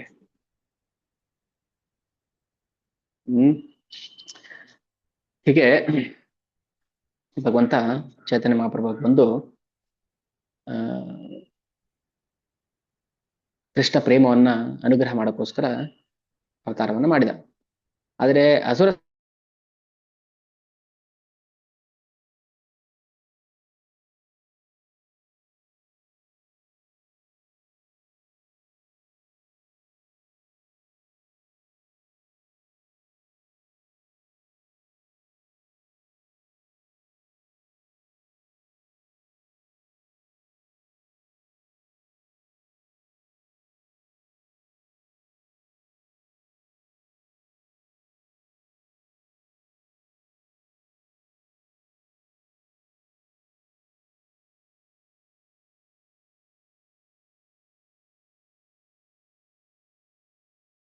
ಪರಾಲ ಸಂಸಾರೆ. ಸೊ ಹೀಗೆ ನಾಮ ಸಂಕೀರ್ತನೆಯನ್ನ ಎಲ್ಲ ಕಡೆ ಹರಡಿದ್ರು ಚೈತನ್ಯ ಮಹಾಪ್ರಭು. ಭಕ್ತನ ಮನೋಭೂಮಿಕೆಯಲ್ಲಿ ಬಂದರು. ಹೀಗೆ ಇವತ್ತು ಇಷ್ಟು ಸಾಕು. ಸೊ ನಾಳೆ ನಿನ್ನೆ ಕಂಟಿನ್ಯೂ ಮಾಡ. ಚಾಪ್ಟರ್ 4 ಆಗಲಿಲ್ಲ. ಮಾಧುರ್ಯ, ಅದಕ್ಕೆ ಹೇಳೋದು ಮಾಧುರ್ಯ ಸ್ವೀಟ್. ನಾಳೆ ಪರಕೀಯ ಮತ್ತೆ ಸ್ವಕೀಯ ಭಾವನ್ನ ಚರ್ಚೆ ಮಾಡೋಣ.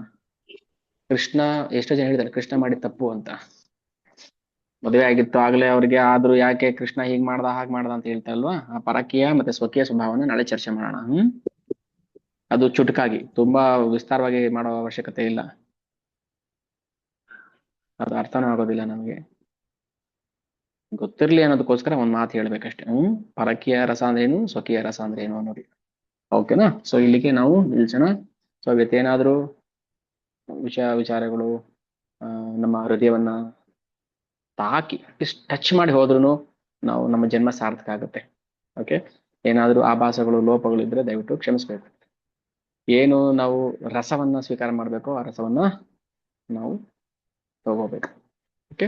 ಸೊ ಎಲ್ಲ ಹರಿ ಗುರು ವೈಷ್ಣವರ ಕೃಪೆ, ಭಾಗವತ ಶ್ರವಣ ಮಾಡಕ್ಕೆ, ಚೈತನ್ಯ ಚರಿತಾಮೃತ ಶ್ರವಣ ಮಾಡಕ್ಕೆ, ವಿಶೇಷವಾಗಿ ಕೃಷ್ಣ ಭಗವಾನ್ ಚೈತನ್ಯರ ಅನುಗ್ರಹ ಬೇಕು. ಅವರ ಅನುಗ್ರಹ ಇಲ್ಲದೆ ನಾವು ಶ್ರವಣ ಮಾಡಕ್ಕೆ ಸಾಧ್ಯ ಇಲ್ಲ. ಸೊ ಇಷ್ಟ ವಿಚಾರ ತಿಳ್ಕೊಂಡು ನಾವು ಶುದ್ಧ ಭಕ್ತಿ ಮಾಡೋದಕ್ಕೆ ಪ್ರಯತ್ನ ಮಾಡಬೇಕು. ಎಂತ ಭಕ್ತಿ? ಶುದ್ಧ ಭಕ್ತಿ. ಇಷ್ಟು ದಿನ ಮಾಡಿದ ಭಕ್ತಿ ಅದು ಶುದ್ಧ ಭಕ್ತಿ ಅಲ್ಲ, ಬಿಟ್ಬಿಡಿ ಅದನ್ನ.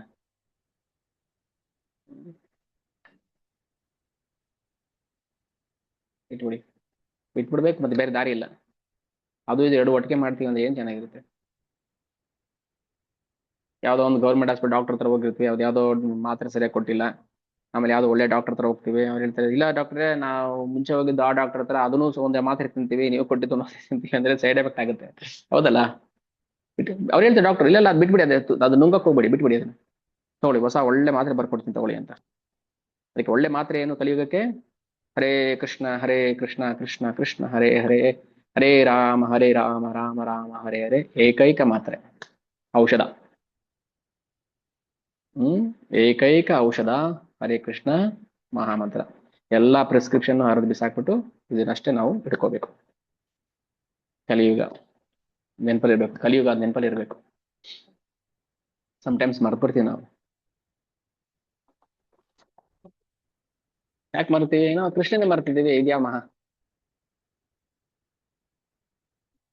ಅಯ್ಯೋ ನಮ್ಗೆ ಶ್ಲೋಕಗಳು ನೆನಪೇ ಇರೋದಿಲ್ಲಪ್ಪ. ಕೃಷ್ಣನೇ ನೆನಪಿಲ್ಲ ನಮಗೆ ಶ್ಲೋಕಲ್ಲಿ ನೆನಪು. ಓಕೆನಾ? ಶುದ್ಧ ಭಕ್ತಿ ಮಾಡ್ಬೇಕು. ಮಾಡ್ತೀರಾ? ಮಾಡೋಣ ಎಲ್ಲರೂ ಸೇರಿ ಮಾಡೋಣ. ಕೃಷ್ಣ ಶುದ್ಧ ಭಕ್ತಿ ಮಾಡೋಣ. ಕೃಷ್ಣ ನಮ್ಗೆ ಅನುಗ್ರಹ ಮಾಡು ಅಂತಾನೆ ಅವನು ಕೇಳ್ಬೇಕು. ಅನುಗ್ರಹ ಅವನ ಹತ್ರ ಕೇಳ್ಬೇಕು ನಾವು. ನಾಡಪ್ಪ ನಾವು ಶುದ್ಧ ಭಕ್ತಿ ಮಾಡ್ಬೇಕಂತಿದ್ದೀವಿ, ನಾನು ಅಯೋಗ್ಯ ಅನರ್ಹ, ನಾನು ಶುದ್ಧ ಭಕ್ತಿ ಮಾಡೋಷ್ಟು ಯೋಗ್ಯತೆ ನಮ್ಗೆ ಎಲ್ಲಿಂದ ಬರ್ಬೇಕು? ನೀನೇ ಕೊಡ್ಬೇಕು. ಕೊಡು. ಅದಕ್ಕೆ ನಿಯಂತ್ರಕ ತತ್ವಗಳನ್ನ ಪಾಲನೆ ಮಾಡ್ಬೇಕು. ಓಕೆ. ಸೊ ಏನಾದ್ರು ಪ್ರಶ್ನೆಗಳಿದ್ರೆ ದಯವಿಟ್ಟು ಕೇಳ್ಬೋದು. ಏನ್ ಅರ್ಥ ಆಗಿಲ್ಲ, ಏನ್ ಅರ್ಥ ಆಯ್ತು?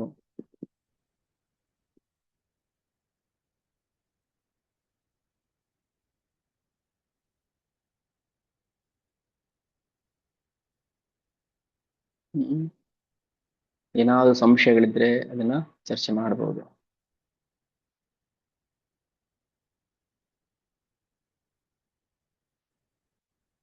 ಅದಕ್ಕೆ ಬುಕ್ ಡಿಸ್ಟ್ರಿಬ್ಯೂಷನ್ ಮಾಡಬೇಕು. ಎಲ್ರು ಓದು. ಎಲ್ಲಿ ಹೋಗ್ತಿರಲ್ಲ ಒಂದು ಭಗವದ್ಗೀತಾ, ಒಂದು ರಾಮಾಯಣನೋ ಏನೋ ಒಂದು ಕೊಡ್ಬೇಕು. ಪ್ರಭುಪಾದ ಪುಸ್ತಕ ಯಾವ್ದಾದ್ರು ಸರಿ ತಗೊಳ್ಳಿ, ಇದು ಓದಿ ಅಂತ ಓದಿಸ್ಬೇಕು ಒಂದೊಂದು ಪೇಜ್. ಓಕೆನಾ? ಸ್ಟಾಪ್ ಮಾಡ್ಬೋದಾ? ಏನು ಪ್ರಶ್ನೆ ಇಲ್ವಾ? ಓಕೆ. ವಾಂಛಾ ಕಲ್ಪತರುಭ್ಯಶ್ಚ ಕೃಪಾ ಸಿಂಧುಭ್ಯಶ್ಚ ಪತಿತಾನಾಂ ಪಾವನೇಭ್ಯೋ ವೈಷ್ಣವೇಭ್ಯೋ ನಮೋ ನಮಃ. ಜಗದ್ಗುರು ಶ್ರೀಲ ಪ್ರಭುಪಾದ ಕೀ ಜೈ. ನಿತಾಯ ಗೌರ ಪ್ರೇಮಾನಂದೇ. ಹರಿ ಹರಿ ಬೋಲ್. ಹರೇ ಕೃಷ್ಣ. ಹರೇ ಕೃಷ್ಣ ಪ್ರಭು. ಹರೇ ಕೃಷ್ಣ. ಹರೇ ಕೃಷ್ಣ ಪ್ರಭು. ಹರೇ ಕೃಷ್ಣ. ಶುದ್ಧ ಭಕ್ತಿ ಅಂದ್ರೆ ಇದೆ ತಾನೆ ಪ್ರಭು? ಹರೇ ರಾಮ ಹರೇ ಕೃಷ್ಣ ನಾವು ಮಾಡ ಆರತಿ ಅದು. ಶುದ್ಧ ಭಕ್ತಿ ಅಂದ್ರೆ ಏನೂ ಅಪೇಕ್ಷೆ ಇಲ್ಲದೆ ಕೃಷ್ಣನ ಭಾಷೆ ತಬ್ಕೋಬೇಕಷ್ಟೇ.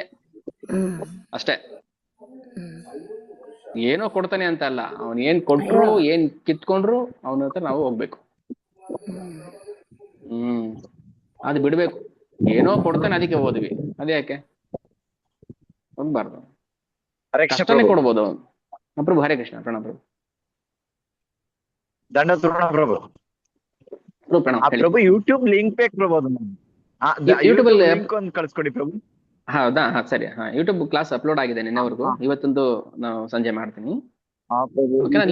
ಲಾಸ್ಟ್ ಟೈಮ್ ಹೋಯ್ತಾ ಇರ್ತೀನಿ, ಬೈಕಲ್ಲಿ ಎಲ್ಲ ಕಾಯ್ತಾ ಇಲ್ಲ ಪ್ರಭು. ಅದಕ್ಕೆ ನನಗೆ ರಾತ್ರಿ ಕೇಳ್ತೀನಿ.